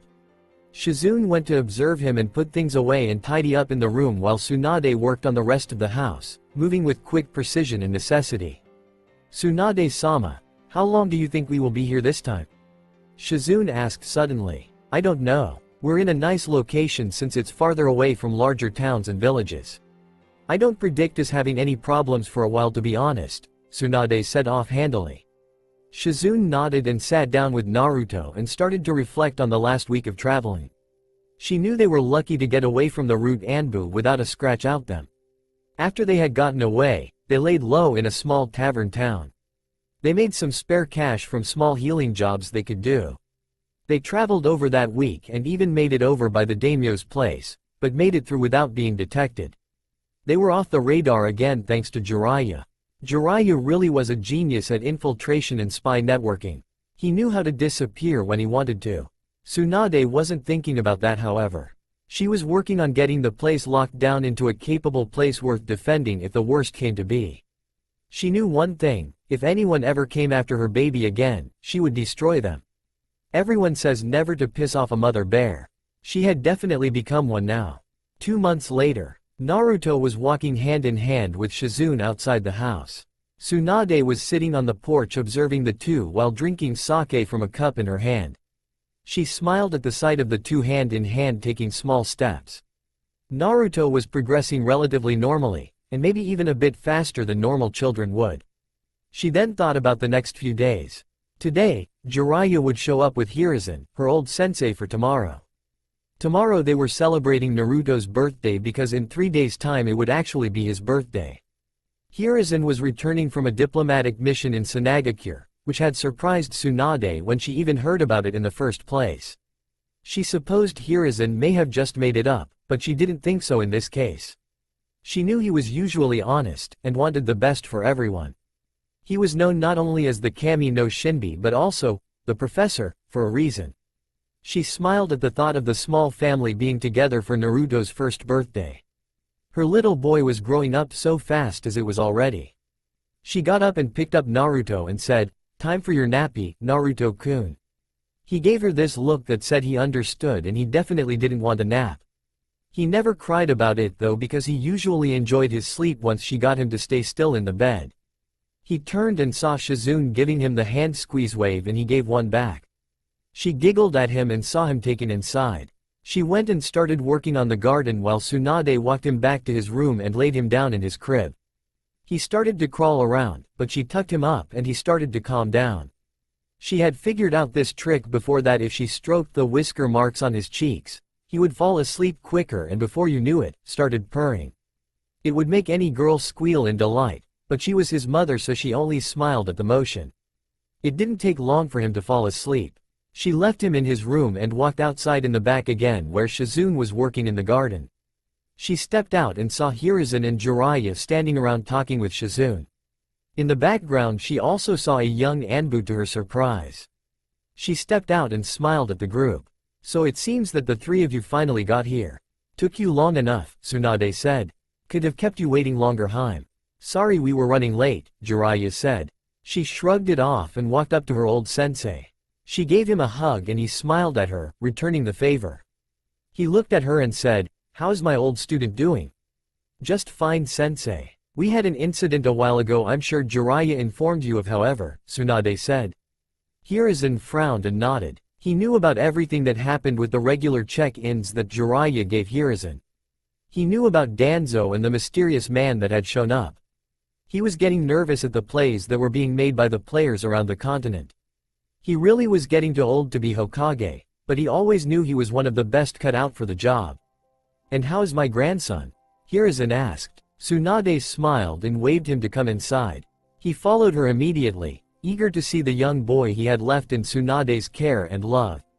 He went to the back with her and they stepped inside Naruto's room where he was sleeping inside the crib. They stepped just next to it so Hiruzen could look closely at Naruto. He smiled at how much Naruto had grown over the past year.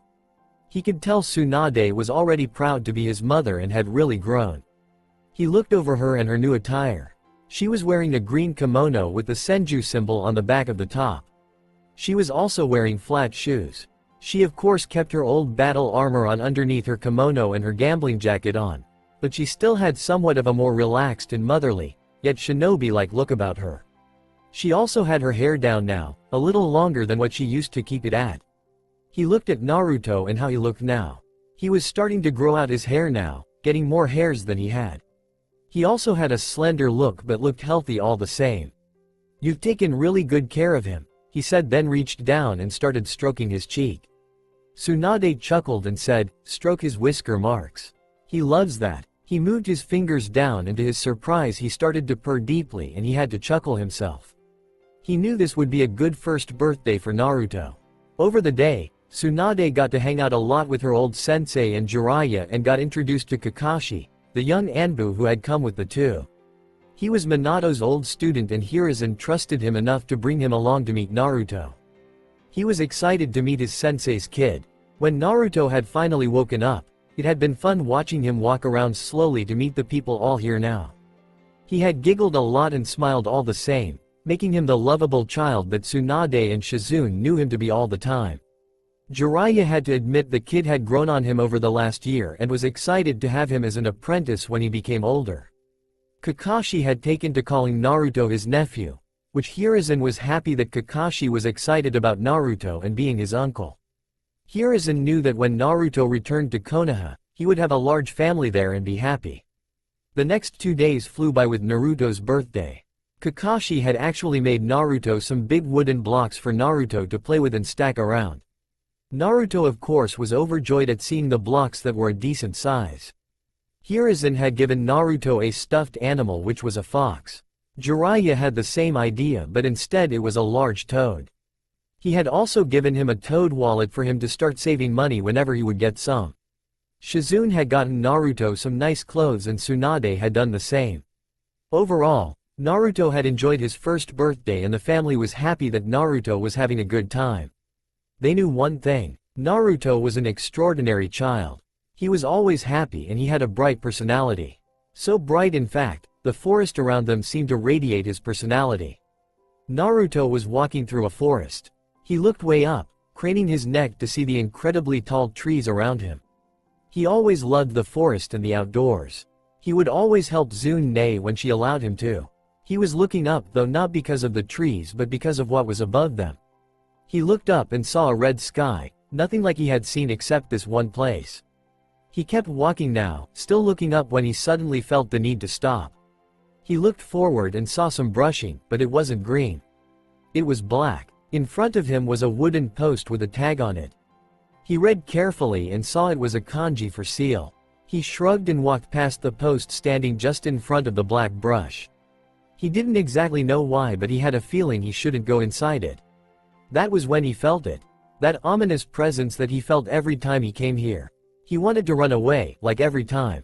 He shivered at the hatred he felt coming from this. He felt like he could hide inside the trees at this very second.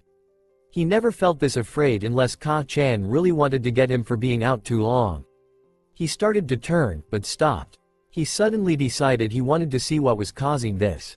He ran away every other time and knew he had to face this. He had to know what this thing was. He turned back and waited this time. Suddenly, he heard a massive roar that shook the world around him. He covered his ears in pain and saw the trees shaking around him from the impact. Then, the ground shook and a voice screamed around him, "Get out!" Naruto woke up screaming. He thrashed around in his bed, looking around with wide green eyes, frightened of the thing that woke him up every night. He looked around in his room trying to find something to cling to. He then found his stuffed fox and toad and gripped them both, hugging them tight to his chest. He felt tears pouring out of his eyes onto the stuffed animals. "Naruto?" Shizune asked, knocking on the door and poking her head into the room. "What's wrong, my Oto-Uto?" She walked in and sat on the edge of the bed, waiting for Naruto to respond. He crawled over and hugged her, his toad in his arms still, the fox by the pillow sitting nicely waiting. Shizune put her arms around Naruto, comforting him. She and Tsunade had been switching off now for the last 2 weeks since Naruto's nightmares started. They didn't know what triggered it, but it was always the same. "The thing. It talked this time," Naruto said tearfully. "What talked, my Oto-Uto?" Shizune asked, curious. Naruto shook his head, obviously afraid and not sure. Shizune sighed and closed her arms tighter around Naruto and whispered gently into his ear, lulling him into sleep. He finally, after a few minutes, dozed off to slumber and fell in Shizune's arms completely, his stuffed toad laying on the bed now. She sighed and pulled Naruto back into the bed, tucking him in gently with his stuffed animals on either side of him. She stroked his whiskered cheeks gently and felt him rumble, obviously purring. She smiled and got up, leaving the room. This time though, she left the door cracked open slightly. Tsunade was up making coffee early as always. She saw Shizune walk out at around 6 in the morning, later than usual. She yawned, stretching her arms above her head and looking around. She saw Tsunade standing at the counter, making the daily brew, and walked over, and leaned over the counter. "What happened this time?" Tsunade asked. "Naruto said the thing talked this time," Shizune said. "It's getting worse?" Tsunade asked, slightly shocked. Shizune nodded and said, "The Kyuubi is obviously having a large impact on him. We need to get Jiraiya to fix this." Tsunade shook her head and said, "I don't know much about seals, but Minato wouldn't have screwed up something like this. We will have Jiraiya check it, but I think it's something else." "What do you think it is?" Shizune asked. "I don't know. Not much had happened in the last 3 years. Naruto was going to be turning 4 in less than a week now. Ever since the small family had moved to the new place, not a single problem had been cut out for the family. They all loved the new place as much as the old place, giving it the homely atmosphere it deserved. Tsunade still loved being a mother for Naruto. She had finally come to terms with Nawaki and Dan's death over the last few years, seeing Naruto being so much like her deceased younger brother and her deceased lover. She had some sloppy medical procedures too, which caused her to get over her hemophobia, her fear of blood. Shizune had taken quite a large role in helping her get over herself, but she still gave a lot of the credit to her child now. He would always be her baby and her savior.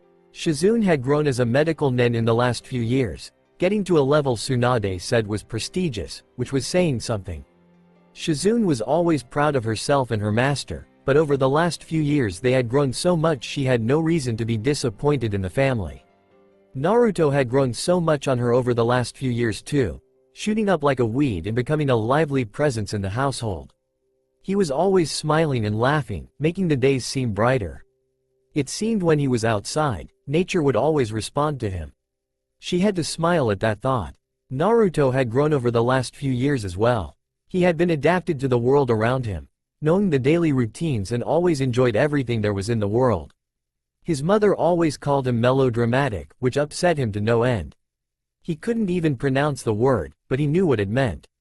He gotten into calling people nicknames too, which always made his family smile all the time. He would call his mother Ka-chan of course, because she was his Ka-chan. Shizune was deemed Zune and his uncle Jiraiya was called Ero Oji. He smiled at the nicknames he had called up and the memories that they brought. He remembered one day when his Ero Oji was peeking and his Ka-chan always told him never to peek on girls or women. He shouted out that name and all the girls screamed when they heard it. He snickered at the memory of his uncle running through the village they were at for hours evading women. Naruto always enjoyed having his other family over too. They were going to be coming soon too for his birthday. They came every year and he was excited to see his Kaka Oji and Gigi. He was bouncing up and down when his mother told him they were coming again this year. She also told him that this was a big year for him coming up because it would be the start of training for him to become a ninja. He had always wanted to become a ninja like his family. He was practically bursting with an ant, whatever they call it. He was excited was all he knew. Oto Uto, I need your help. Zune shouted across the yard. Coming Nei-chan, Naruto shouted. He ran across the yard and saw her looking at a tree, frowning slightly. He stopped abruptly behind her and poked her. She turned around and gave a slight smile and said, I think you might be able to help with this. We have an operation to do. Naruto gasped, but she just laughed and said, not a medical operation. The tree here is dying, but we can save it. Naruto breathed a sigh of relief and said, we can't let it die. What we need to do? Shizune grabbed a pair of clippers and said, there are dead branches on it. If we clip them off, that will help it. That's your job. Now watch. She took the clippers and carefully snipped off the branch at the base of the trunk. He watched, and when he saw what to do he nodded and reached for what he called the clipper snippers. She held them out and said, be careful.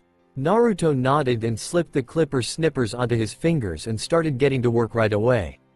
He loved the trees in his yard because they were so big. He wished he could be as big as any of the trees here.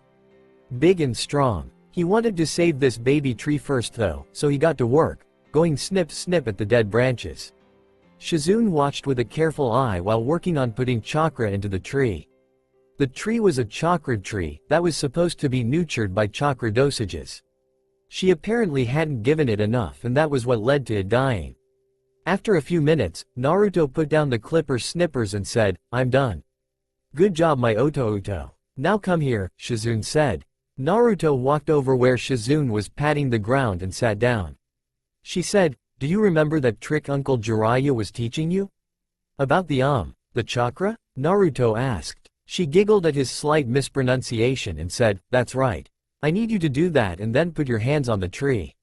Naruto nodded and put his hands together, forming a hand seal his Ero Oji had taught him called Tora or tiger. He focused and suddenly felt that warm feeling in his stomach that his Ero Oji had taught him about.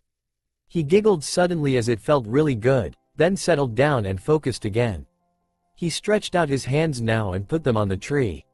He suddenly felt the warm feeling go away and he felt a little tired. Shizune had been watching the whole time meanwhile and had to say she was very surprised. Naruto had chakra reserves the size of an average mid-genin had and that was unusual within a 4-year-old child. She could only imagine what amounts of chakra he would have later on in his life. She felt it all become depleted, but looking at the tree, it looked a lot better just by looking at the roots. She smiled and knew Naruto had done his job well.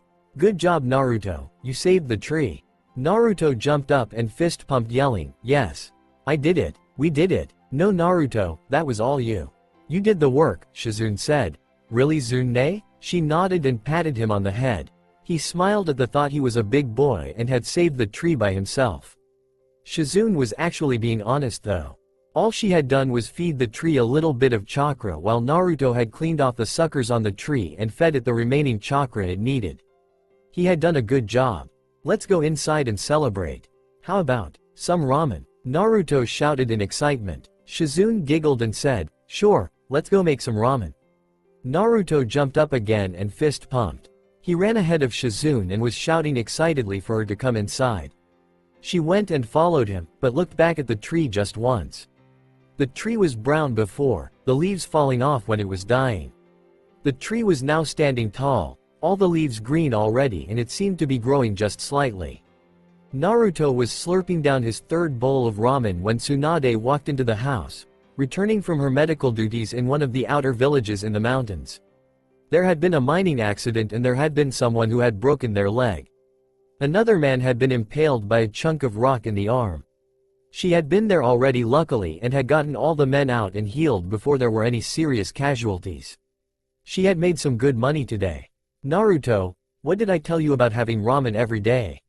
Tsunade shouted. But Tsunade said I could have some.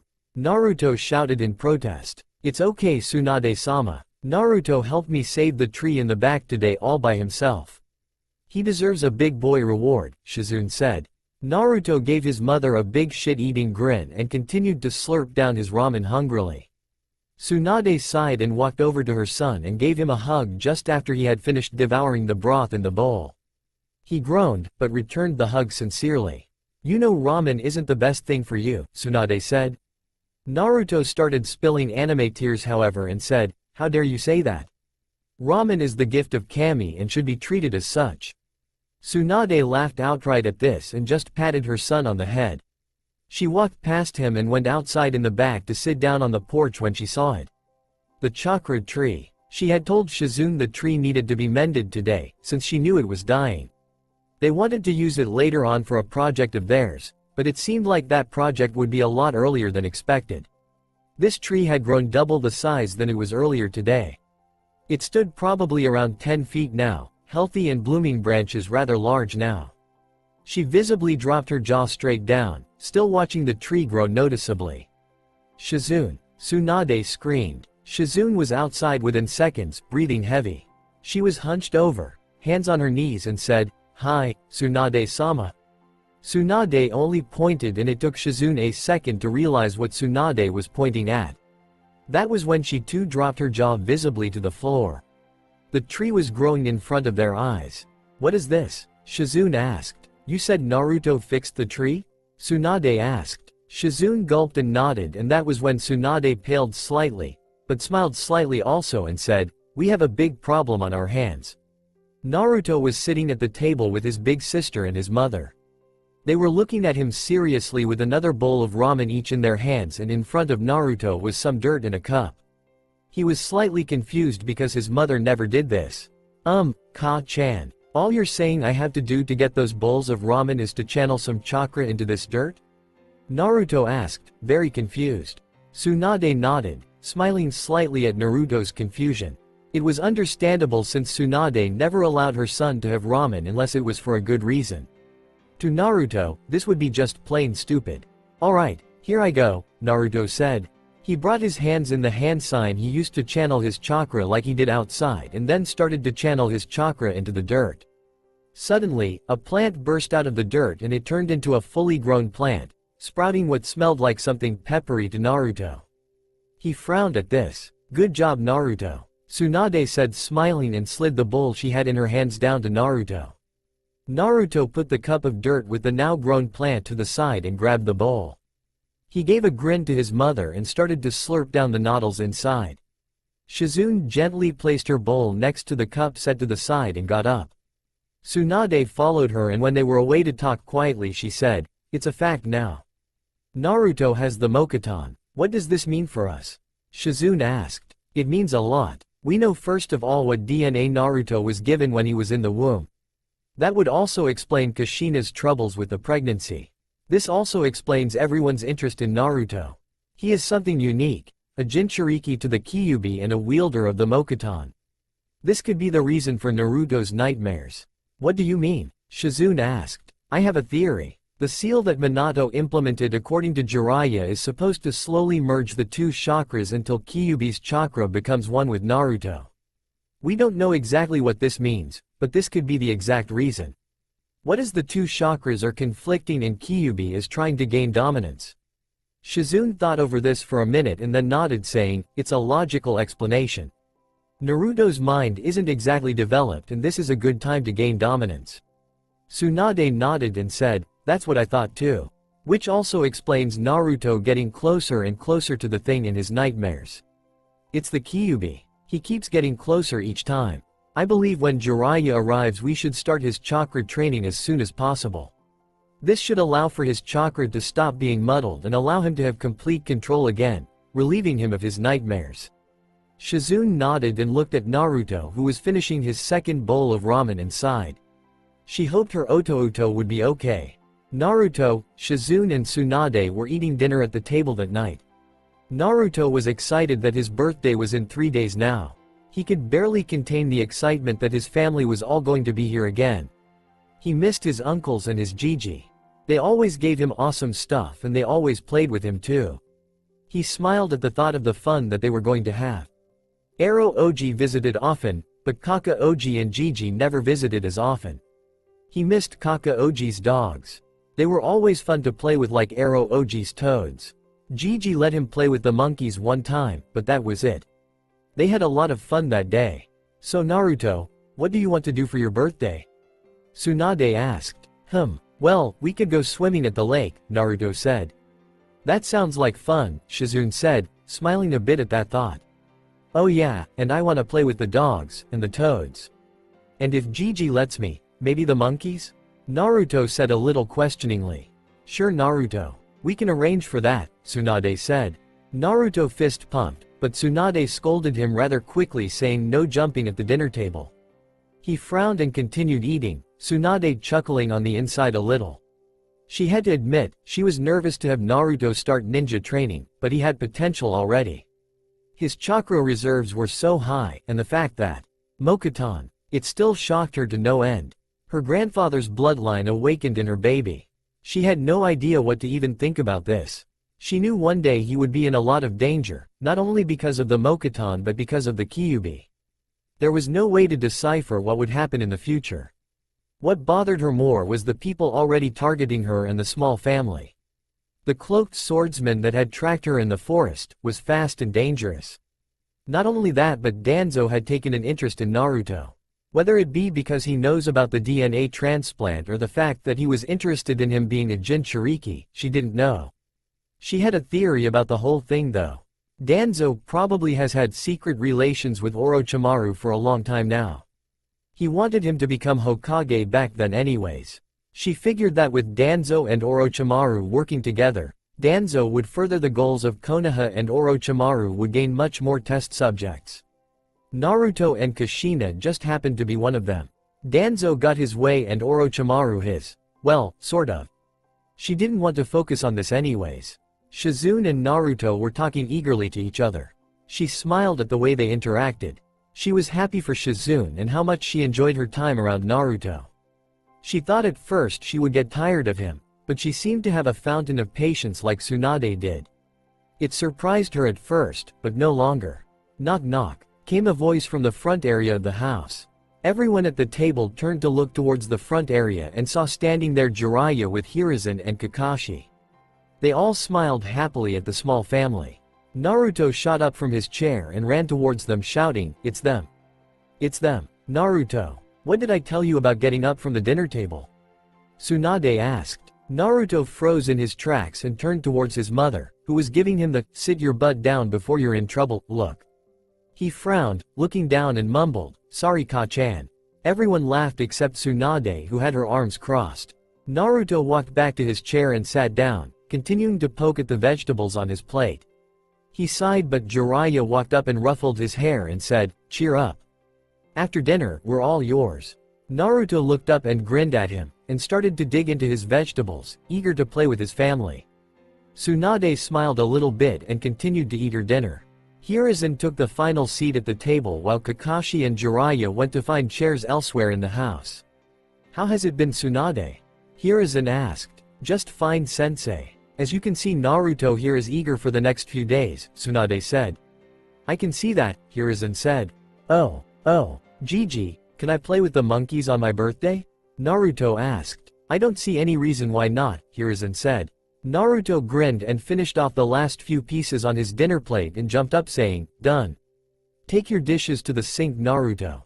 Then you can go outside and play until we're done with dinner," Tsunade said. "Okay." Naruto said and went to do exactly that. Tsunade smiled that her boy was being good. She looked over at Jiraiya and Kakashi walking in now with some chairs and they sat down. Tsunade watched Naruto go outside before asking, "What's the excuse this time?" Tsunade asked, "Had a diplomatic mission in Kawa no Kuni. Luckily, you guys were just a little out of the way, so I decided to take a little bit of extra time that no one will really know about. Probably shouldn't do it, but I am confident in Konoha and its ability to defend itself," Hiruzen said. "Of course. What's the update?" Hiruzen sighed and said, "The war is hard, but Kumo is finally calming down now. The war has taken its toll on everyone, myself included. Iwa seems to be ready to end this also. This war is just ridiculous?" Kakashi offered. "Yes, just that," Hiruzen said sadly. "The last few years, tensions between Kumo, Iwa and Konoha have increased and led to a war. But it seemed that Kumo was ready to come to a peace treaty. Hiruzen, of course, accepted the offer immediately. He set the date to be at the end of the year, December 27th. He was overjoyed that there was finally a ceasefire. "We might have a problem," Tsunade said seriously. Everyone looked at her, seeing her face sunken but at the same time smiling. Jiraiya was confused the most, not really knowing what would that mean. He looked at her and said, "Like a thread problem?" "Not exactly. It's better to show you." "Shizune?" Tsunade said. "Hi," Shizune said and got up. She went to the kitchen and grabbed a cup, filled with dirt. She brought it to the table and said, "I caution everyone to cover their ears."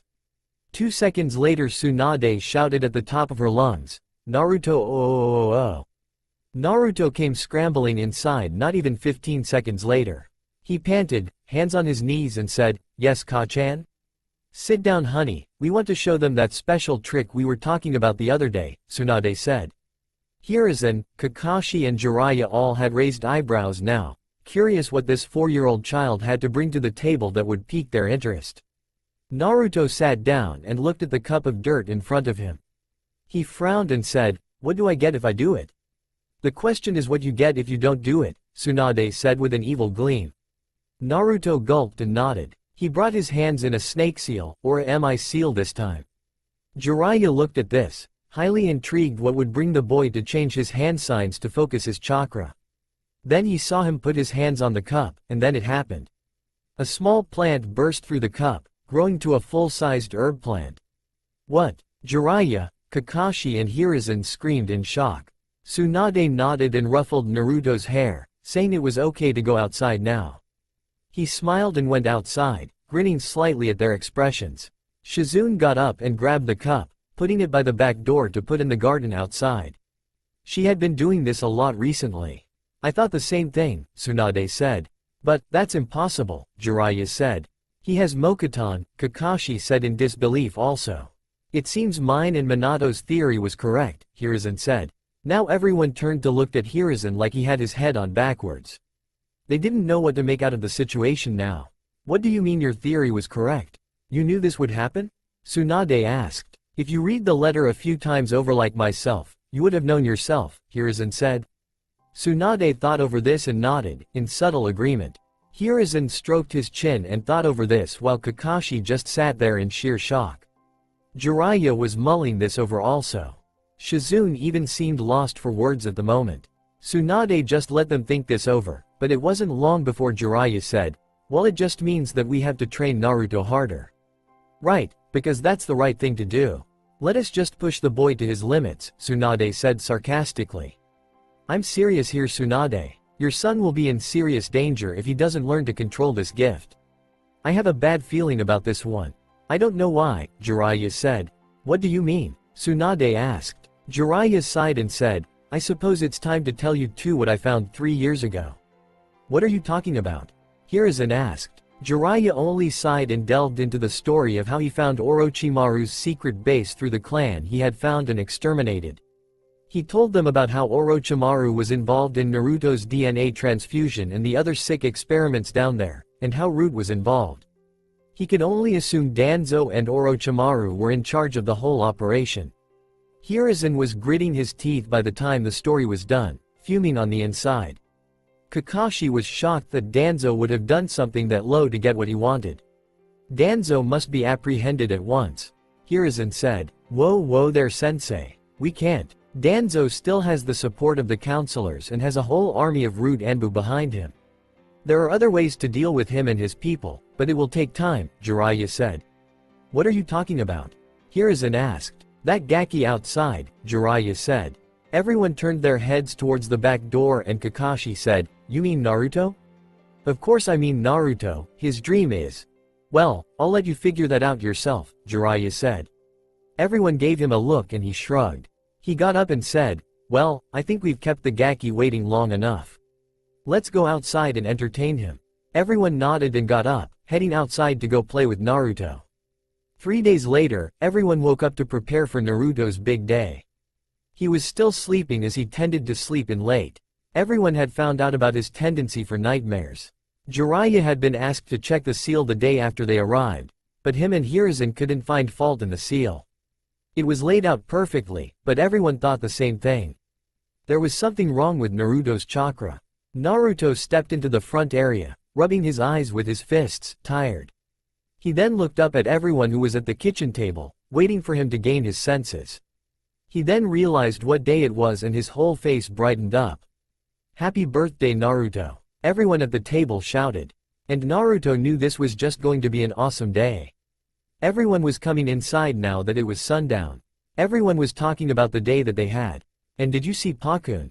He was hilarious when he was floating in the lake. Naruto said laughing. Everyone just smiled as he rambled on about his day, no doubt knowing that this was Naruto's best birthday for him yet. They all had even enjoyed it, taking the liberty to talk and sit idly. It was relaxing for them for once. Alright Gaki, time for your presents, Jiraiya said. Naruto turned around with a pout on his face and said, Don't call me that Arrow Oji. Everyone laughed at his emphasis on the pervert part and Jiraiya only started shouting about how he was a super pervert, not just a pervert. Tsunade went into one of the back rooms in the house and grabbed the pile that the family had gathered and put them on the table in the sitting room. Tsunade had told everyone that this was Naruto's big year to start training and everyone was told to get him shinobi things, because that was what Naruto wanted. Everyone was overjoyed he was taking it seriously. Naruto sat down in front of everyone and went through the pile like he did every year. He started first with Kakaoji. He grabbed the present and had discovered inside a box a full set of kunai and shuriken for him to start training with.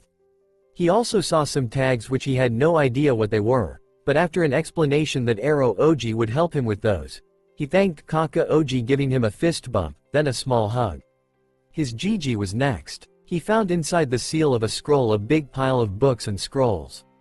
He looked through the titles with help from Zun-Ne and saw that they were all things he would need for shinobi training. He was overjoyed at the large pile that was there and gave his Gigi a huge hug, thanking him also. Arrow Oji was next. Like the last scroll, there was a seal but books and scrolls were not inside. Inside was a full wardrobe of shinobi gear for Naruto. The outfits were all the same, but Naruto thought they looked awesome. There were green pants that he saw could be taped from the tape that was in the pile from his uncle. He then saw a tied dark blue shirt with a dark orange stripe on each side of the shirt, running from the bottom of the sleeve to the armpit area and down the side of the shirt. He absolutely loved the color orange, and Jiraiya had known it, so he had gotten orange on something with a little orange on it. Naruto also saw some shoes that were perfect for him. Naruto shot up and grabbed his Oji in a hug and thanked him ecstatically. Zun-Ne was next and she had gotten him different books on theory and shinobi practices. He could now learn properly, and although he wasn't as ecstatic as the last few gifts, he was still very happy with the gifts and gave his sister a hug, thanking her. His Ka-chan was last and he was excited the most for her gift. He saw there was a scroll from her, and when he unsealed it with help like the last few times, he saw there was a large pile of dodgeballs. He smiled at this and thought it would be for playing dodgeball. Thanks Ka-chan. You won't be thanking me soon Naruto-kun, Tsunade said with a bit of a gleam in her eyes that made everyone else in the room shiver. The next day, Hiruzen and Kakashi left. They had stayed far too long, but were happy to be there for Naruto's birthday. He always loved it when his Gigi and Kakaoji came to the house. He was outside now, however, getting ready for his first day of training. He was stretching when Jiraiya came outside followed by Tsunade. Sit down kid, let's have a talk, Jiraiya said. Naruto stopped stretching after a moment and sat down on the ground in front of Jiraiya and Tsunade. They both looked at each other and then Tsunade said, "Naruto, do you remember the trick that you showed everyone a few days ago?" "Oh, the plant one?" Naruto asked. "That's right. Well, it's because of something that isn't normal," Jiraiya said. Naruto turned his head at this, obviously confused. Tsunade sighed and said, "Do you remember the stories about Hashijiji?" "Oh, the wood guy," Naruto shouted, knowing the stories. "That's right. Do you know what I told you about him?" Tsunade said. "You said he was unique. He had a Kekkei Gankui?" Naruto asked. "A Kekkei Genkai Naruto. It's a special trait," Tsunade said. "Right, that," Naruto said. "I lied about Hashijiji," Tsunade said. Naruto frowned at this and asked, "What do you mean?" Tsunade sighed and paused, trying to find the right words, but Jiraiya beat her to it. He breathed and said, "You're like your great Jijigaki. You have Mokuton." Naruto frowned for a moment, trying to think about what they said, then said, "So I have a Kekkei Ganjai." "Kekkei Genkai, and yes Naruto," Tsunade said. Naruto fist pumped and said, "So that means I'm pretty strong, huh?" Tsunade shook her head, which confused Naruto. He put his arm down and looked straight, waiting for her to say something. She thought for a moment before saying, "Naruto, you have a long ways to go. You have a lot of chakra for a 4-year-old, which means that you will develop chakra at an obnoxious amount, and your chakra is messed up. You need to work hard in order to become like Hashijiji." Naruto frowned and thought for a moment. Jiraiya started saying, "It's not like we woe. Then I'll work hard," Naruto shouted, grinning now. Tsunade and Jiraiya jumped at his sudden outburst. They looked at Naruto putting on a giant grin and then saw he was looking at them, and he said, "I'll be greater than Hashijiji. I'll work harder than anyone else out there, and then, one day I'll go back to Konoha and become the greatest Hokage. I'll be greater than anyone. I can do this because I want to protect everyone. I want to be able to protect anyone who believes in me." Believe it? Tsunade and Jiraiya both were shocked at his statement. He definitely had a huge dream. He was setting large goals for himself that would take time, but Jiraiya was the first to shake it off and said, "Then let's get to work, Gaki." Naruto grinned and fist bumped with his uncle, and they both got up, starting warm-ups to start training. Tsunade was still sitting, however, looking at her baby boy and him running around the yard, Jiraiya observing him, writing in his notebook, obviously some sort of smut. She wasn't concerned about that, however. She looked at Naruto and realized just how much he was like Nawaki and Dan. She then felt something wet on her cheek, and realized she had shed a tear. She wiped at it and looked at Naruto again, who was giving a large smile while running. "I believe in you, Naruto. It's my duty as your mother, but I completely believe you." Hinata was outside training. It seemed like that was all she ever did anymore. She would wake up, train, eat, train, go to the academy, train, shower, train, eat, train, sleep. It wasn't exactly ingrained into her head, but she did it because she had to. No, she wanted to. Her father had high expectations, and she wanted to meet them, yet it seemed like she could never live up to them. It had started back when she was 4. It was her birthday, December 27th. It was a good day overall at first, she had thought. She had spent a good day with her family, her uncle and her cousin Neji included. That would be the last day of peace she would have. In the middle of the night, she was taken away by a Kumo ninja intent on stealing the Byakugan for Kumogakure. Her father, the patriarch of the Hyuga clan, had come to rescue her, permanently silencing and killing the Kumo ninja. He also happened to be the ambassador of the peace treaty Kumo was trying to organize with Konoha. It had apparently been the Raikage's secret orders, but because Hiyashi, her father, had killed the ninja, there were problems raised that she didn't know about until later. The next few days, she was too terrified to leave her room. She stayed locked inside, taking her meals into her room and refusing to visit with anyone. When she finally decided to leave her room, the world hit her with the truth. The ambassador being dead, Kumo demanded recompense. The demand was that her father, the kidnapper's killer, was to give his life over to Kumo. This in turn sparked her uncle to offer his life over because he was his father's twin. This saved the Hyuga clan in many places, but most importantly in keeping the Byakugan safe from others. The clan accepted the offer gratefully, but in turn made Neji cold-hearted and put him into the belief that destiny controlled people's lives. She then was thrust into training by her father. She was to brought up in the clan's teachings, most importantly the gentle first, the taijutsu style used by all clan members. She was pushed to her limits every day in training and was doing her best, but the harsh conditions set by her father brought her crumbling every time. She was soon thrust into her shell that made her the shy, gentle person that she naturally was. She continued to grow up having no friends and no social life, making her regressed and gentle. That was until she entered the academy. She went the first day to find herself in a class full of class heirs like herself. At first, they seemed to be reluctant to go near her. That was until the first day of taijutsu sparring. Flashback. Everyone was walking outside. Hinata and the dead last of the class everyone knew as Shikamaru and Choji, the kid who constantly ate in the back of the line. Her sensei, Iruka, was leading everyone out towards the sparring field in the middle of the clearing. Alright everyone, today is our first day of sparring.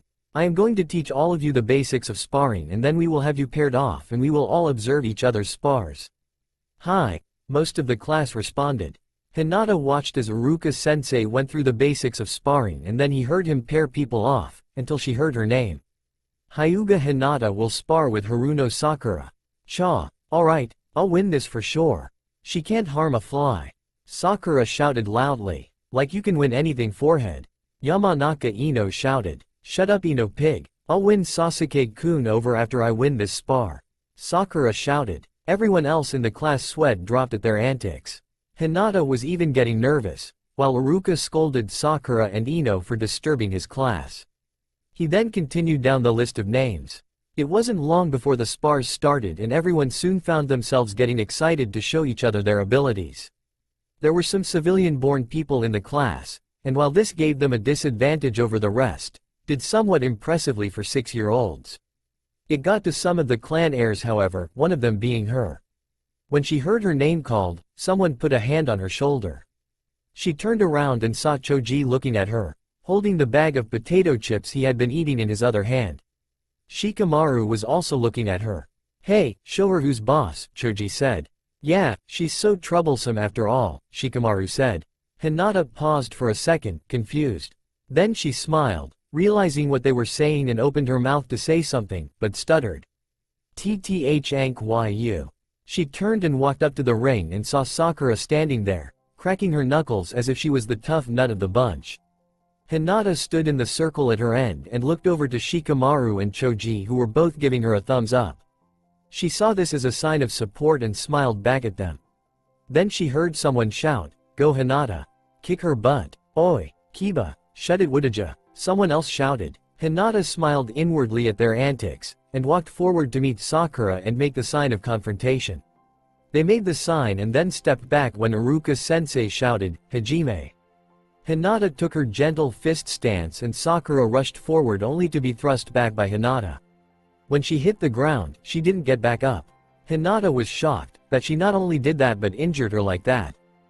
Sakura! Hinata shouted. Shosha! Hinata! Iruka shouted. Everyone clapped at Hinata's achievement, but she didn't care. She rushed forward to make sure that Sakura was okay. Sakura got off the ground, groaning. Hinata hadn't even activated her Byakugan, and yet she had still beat Sakura. Hinata stopped in front of the groaning girl and asked shyly, why you okay? Why do you care? Leave me alone stunts. Then she stomped off, leaving her alone. Iruka scolded her for being rude and not finishing the spar with the reconciliation sign. Hinata was still caught up on two facts. That she had been supported by people today and that she had been clearly yelled at by this Sakura girl. End of flashback. It was after that when she started to come out of her shell a little more. She had begun to become friends with Shikamaru and Choji, who had been her first supports, and she even talked to her what was unknown support now known as Kiba.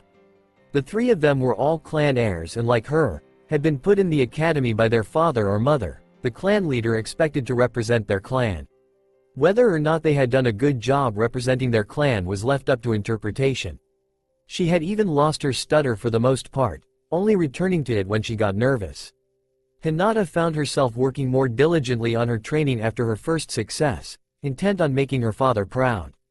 It was a hard goal she had set for herself, but she was intent on accomplishing it. Hinata breathed and set back to her training, hitting the post in front of her, toughening her hands and legs. Neji Hyuga was watching Hinata at work, and he felt a surge of jealousy. She had a pampered life because of destiny. He knew that destiny had screwed him royally, to put it bluntly, and didn't want anything to do with the main branch. However, he found himself coming in need of a mentor. The thing was, he didn't know where to look for someone to train him further in the Byakugan.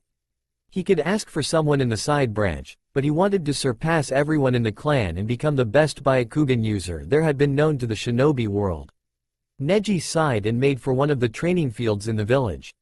He went to the not frequently used fields often, so he could train alone and away from prying eyes and ears. He found himself at field number 27 and set to work immediately, working on the posts in the field, strengthening himself physically and taking out his frustrations. He found word of how Hinata had shown a different side of herself over the past few months at the academy, yet retained her old personality at her home. It was really ironic that her father would praise her away from her eyes and ears, yet would be harsh in front of her. Her father was proud of her, not him. He was further advanced than Hinata and deserved the praise that he gave out about her. He was a true prodigy of the Hyuga clan, and a prodigy of his academy class. He would lead his generation in the charge. This he knew to be true, and he would start by humiliating the main branch beyond redemption. Uchiha Sasuke was home, outside working with his shuriken. He was kind of tired of the fangirls at the academy following him around all the time. That's why he tended to stick home whenever he could, unless his brother actually had time to train him. Today unfortunately wasn't one of those days, as he was out on a mission. He was going to come back tonight, thank goodness. Maybe after dinner he could train him. He threw another shuriken and saw it hit the post, but missing its bull's-eye mark. He sighed and went to retrieve all the shuriken he had thrown for the past 10 minutes. He then saw his father walking outside, towards the house. He looked at his son slightly before turning back and walking inside the house. Sasuke sighed when he saw his father. He never made time for him, and it disappointed him to no end.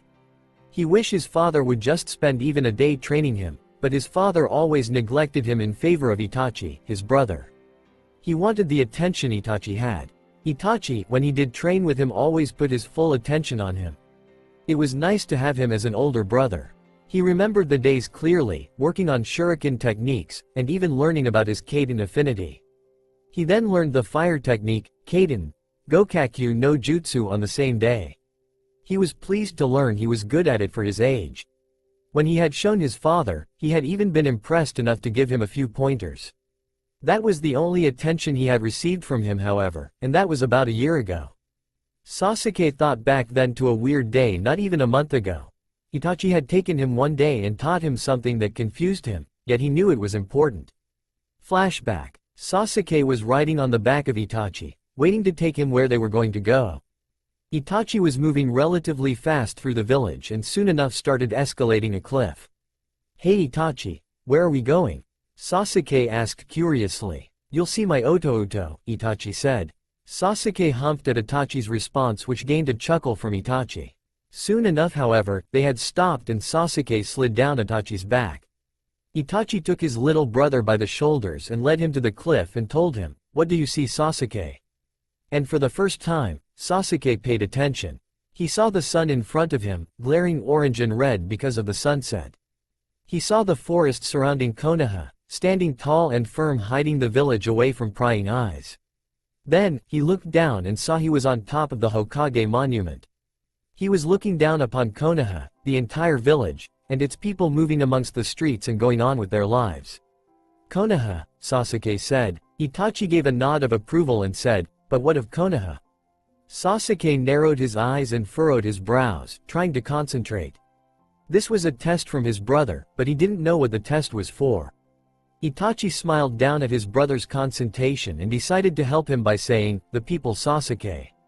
"Huh? The people of Konoha? The people that make this village burn so brightly? Me and so many others protect this village. One day you will also protect this village and its people." "But father always says clan over all else," Sasuke said, remembering the rules of the clan. Itachi shook his head, eyes closed and obviously frustrated. Sasuke frowned at his brother's look, like he had disappointed him. Sasuke wanted to understand, so he asked, "Why do you protect the village Itachi ni?" Itachi smiled at this, like his little brother was finally getting somewhere. He looked down and said, "Because of people like you." "Huh?" Sasuke said again. Itachi only smiled and said, "Because there are many people who love and respect the ninja of THS village like you. You look up to the ninja to protect you from harm, and that is what we do every day. It is our duty as ninja to protect Konoha. That is the will of fire." "The will of fire?" Sasuke asked again. "One day, when you are older, hopefully you will be able to see with the eyes that I have and will be able to understand," Itachi said sadly. Sasuke looked at his brother and how he gazed over the village that he loved so dearly. He looked like he adored the village, admired it even. Sasuke understood those feelings because he had them himself. Sasuke didn't understand, but he swore one day he would. End of flashback. Sasuke grabbed the rest of his shuriken and started to walk back to his spot. He still thought about that what Itachi said every day. He wanted to know what the will of fire was, and he even almost asked Iruka-sensei. His father wouldn't answer him most likely, and he didn't like to ask his mother questions a lot of times. He sighed and got ready to throw shuriken when he heard a voice yell behind him, "Seems like my Otouto is still working hard." Sasuke turned and saw Itachi standing there smirking at his younger brother. Sasuke smiled and ran up to him only to get poked in the forehead by his brother. He grunted when he then shooed him away to go return to training. Sasuke turned away wearing a frown, but then he smiled because his brother was home again and he would spend time with him. After he trained, Nara Shikamaru yawned and continued to look at the clouds. He really wished he was a cloud sometimes. It was too troublesome to deal with people everywhere. His mother was a very troublesome person. The only other person who knew the facts like him was his father. He sighed and started imagining what type of shapes the clouds were when he heard his father shout from the doorway of his house, "Yo! Shikamaru, come play some shogi with me." Shikamaru sighed and muttered something about how troublesome that would be, but got up anyways and went to play his favorite game with his father. He never won against him of course, but he was one of the only other challenging people to play against, and one of the only people who would play against him in the first place. Shikamaru stepped onto the porch and sat in his seat across from his father, who looked dully at the board in front of him, the first move already made. Shikamaru grunted and said, "Why do you get the first move?" "Because I'm your father, that's why," Narashikaku said.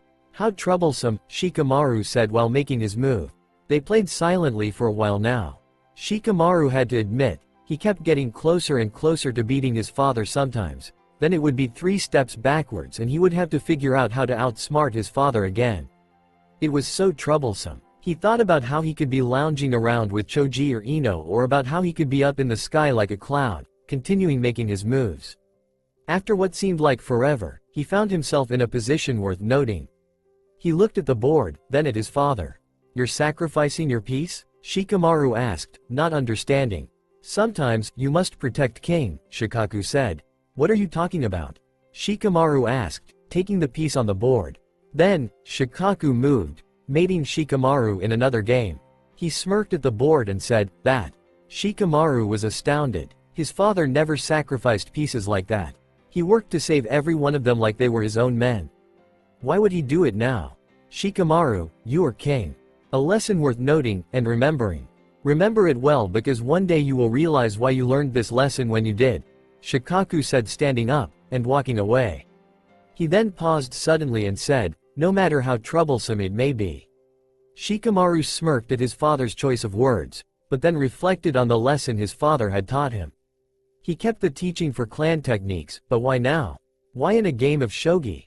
Shikamaru looked at the board, trying to decipher it like a puzzle when his mother inside shouted, "Shikamaru! Get cleaned up, we're going out with the Yamanakas and the Akamichis."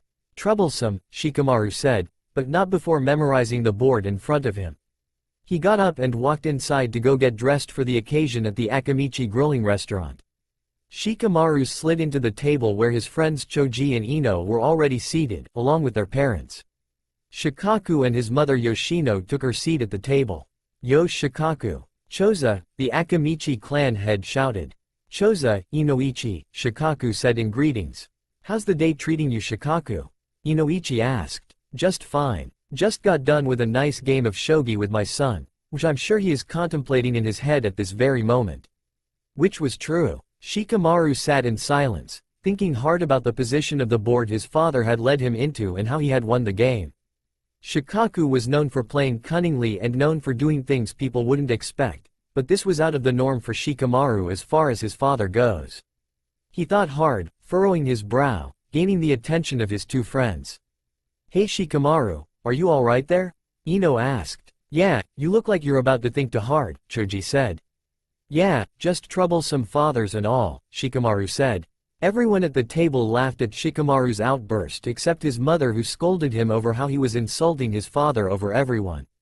This continued until Shikamaru was forced to apologize to his father, who shrugged it off, and then Yoshino went and scolded his father.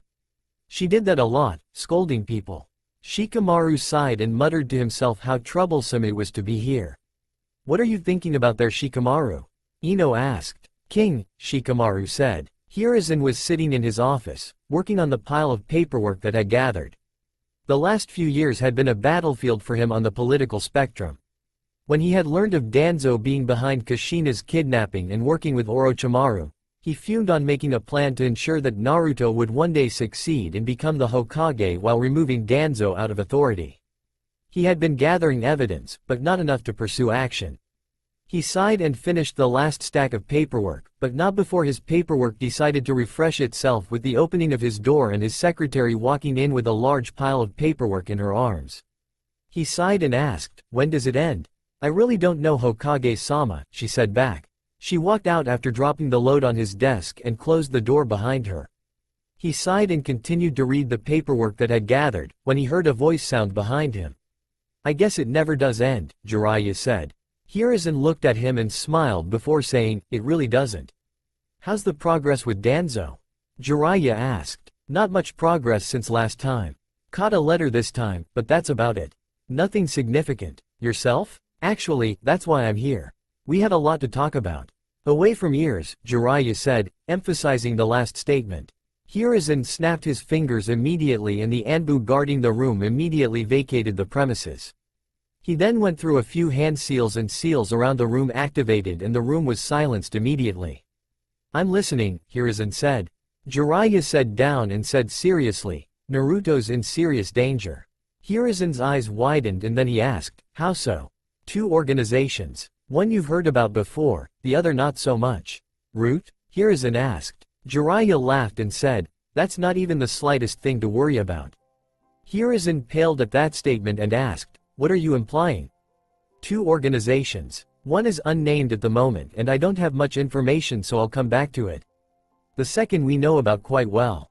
In fact, our old friend Madara is in the organization, or involved in the workings some bit," Jiraiya said. "What?" Hiruzen shouted. "Akatsuki, made up of S-class criminals from around the elemental nations. Their goals are unknown at the moment, but if Madara is in it, then Naruto is involved somehow. However, what is more surprising is the fact that Hanzo is dead." Hiruzen's eyes shot up at this, clearly surprised. He knew that Hanzo had been the only person that had taken on his team in the Second Shinobi World War, which led them to be named the legendary Sannin. How he died was a question to be raised. Someone by the alias of Pawn killed him. He then claimed his place as ruler of Omegacure and has secret claims to an organization known as Akatsuki. What this means, I do not know. Hiruzen was shocked. Someone was powerful enough to lead this organization known as Akatsuki, containing S-class criminals and powerful enough to kill Hanzo. He didn't know what this would mean for Konoha at the moment, or for Naruto at that matter. "That's not all. It seems our old friend Orochimaru joined Akatsuki," Jiraiya said. Hiruzen slammed his fist on the desk and said, "That's two people interested in Naruto in one organization. This is not a coincidence. We cannot lose Naruto, Jiraiya." "I know, but I have more to say," Jiraiya said, obviously trying to calm the old man. Hiruzen gritted his teeth and calmed himself down, now waiting for Jiraiya to finish. "There is another threat out there. I don't know what exactly it is at the moment, but it was powerful enough to give Tsunade an eye razor, so I took a looking into it. Apparently, she had a good hunch. Some group is gathering, and I'm not sure what their goals are, but Naruto has apparently gained their interest. They are biding their time, however," Jiraiya said.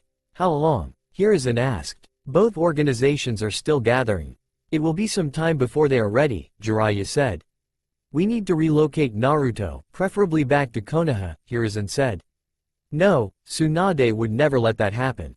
Maybe when Naruto is 8 years old or so, but not now, Jiraiya said. Then where? Hiruzen asked. To the fire temple, Jiraiya said like it was obvious. Hiruzen sat and thought then. It was secluded, away from prying eyes and the monks that were sworn to secrecy. Plus, if Hiruzen remembered correctly, Chiriku, the head monk there, owed Jiraiya a huge favor. It could just work out. It works out for both the temple and Tsunade. The temple there has a boy that has a problem. They won't tell me exactly what it is, but apparently it's noteworthy.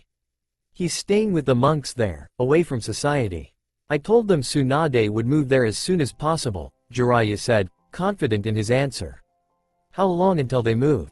Hiruzen asked. A week. I'll be escorting them there, getting rid of any tracks they might have laid for themselves. Hopefully we won't run into trouble, Jiraiya said. Let us hope not, Hiruzen said. They were silent for moments, each reflecting on the conversation. There was a heavy breath in the room when Hiruzen then asked, who attacked Tsunade that gave her the eye razor? I don't know, Jiraiya said. Kakashi was walking the streets of Konoha. He tended to do this a lot more now, but more with his face stuffed inside Jiraiya-sama's books. He found out about the greatest writing ever a few years ago, and ever since then, Jiraiya always gave him signed copies of his books, and with authored editions too. It was the greatest thing to know Jiraiya-sama. Kakashi giggled internally at one part when he felt a hand clap him on the back. Kakashi, my eternal rival, we must have a competition today. I must reverberate my flames of youth. Join me today, Kakashi. Maida Guy yelled right behind Kakashi. Kakashi sighed and turned around. He looked at the man in the hideous green jumpsuit in front of him. He could honestly say he didn't want to compete with Guy today, but he knew he wouldn't let down until they had their competition. He stuffed his book in his pocket and said, "Alright Guy, but Yosh, Kakashi, I will regain my youthful pride as #1 rival and show Konoha the youthfulness of Konoha's green beast." Kakashi stood there, then looked up and said, "I'm sorry Guy, did you say something?" Guy stomped the ground and shouted, "Curse you Kakashi and your cool hip attitude." After a few moments of back and forth bickering, they finally decided on the best competition for the day. Kakashi and Guy shunned away to a location overlooking Konoha when they faced each other. They nodded and then held out their hands. "Rock, paper, scissors."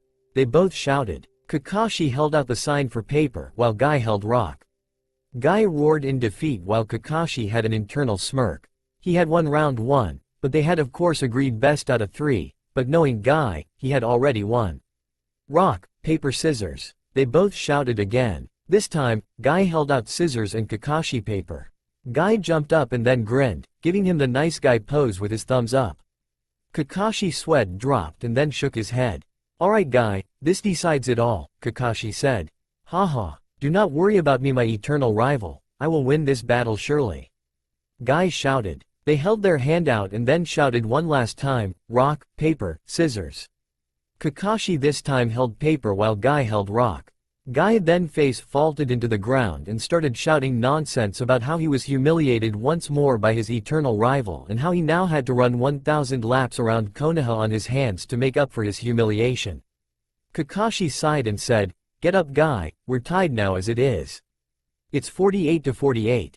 Guy sighed and stood up, and gave his eternal rival another nice guy pose and said, "You are right Kakashi. I will prevail next time however and put myself in the lead once again." Kakashi sighed and shinned off before Guy could ask him to compete again. He thought about how outrageous Guy was, and then that led to him thinking about Naruto. He wondered how the little Gaki was doing right now.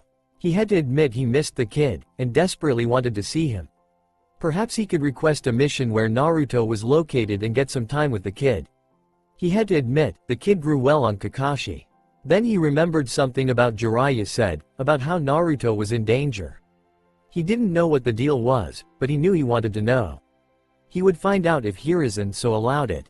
Naruto, Tsunade and Shizune were packing in Kawa no Kuni.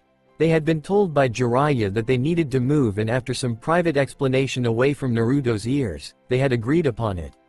Naruto could say he honestly didn't want to move. He enjoyed the house they were in, after working on it for so long. He liked the garden that he and Shizune had worked on for so long, and the people he had met by going to work with Ka-chan and Ne-chan. He wished they could stay longer. On the bright side, the new place they were going to had a boy that was his age that he was looking forward to meeting. He always wanted a friend that was his age that could play with him. Tsunade had told him all about the boy, saying he was like Naruto in some ways. Naruto liked to play a lot, but he also liked to train. Over the last 2, now almost 3 years of training, he had grown to be very successful in his training. He had started physical training first out of anything, and as his mother said, thanks to him being an Uzumaki, he had nearly endless stamina. He would keep himself going all day, and he soon found himself using weights to get stronger. He was currently at 80 pounds on his legs and 40 pounds on his arms. He found whenever he took them off he was quite faster and stronger. He enjoyed that feeling a lot, knowing he was getting stronger. He soon found himself doing what his mother called dodge training. He shuddered at the thought of it. He soon found out why his mother was known for her super strength and found himself being hit by the dodgeballs he got for his 4th birthday multiple times. He had bruises and cracked bones that would last not even a day, however, as he seemed to have a great healing rate. He was told it was because he was an Uzumaki. He had to admit, being an Uzumaki had its perks. He found himself having a great agility from doing dodging daily. He did a lot of other stuff too, however, some of it boring. He did a lot of lectures and reading with Shizune and sometimes his mother.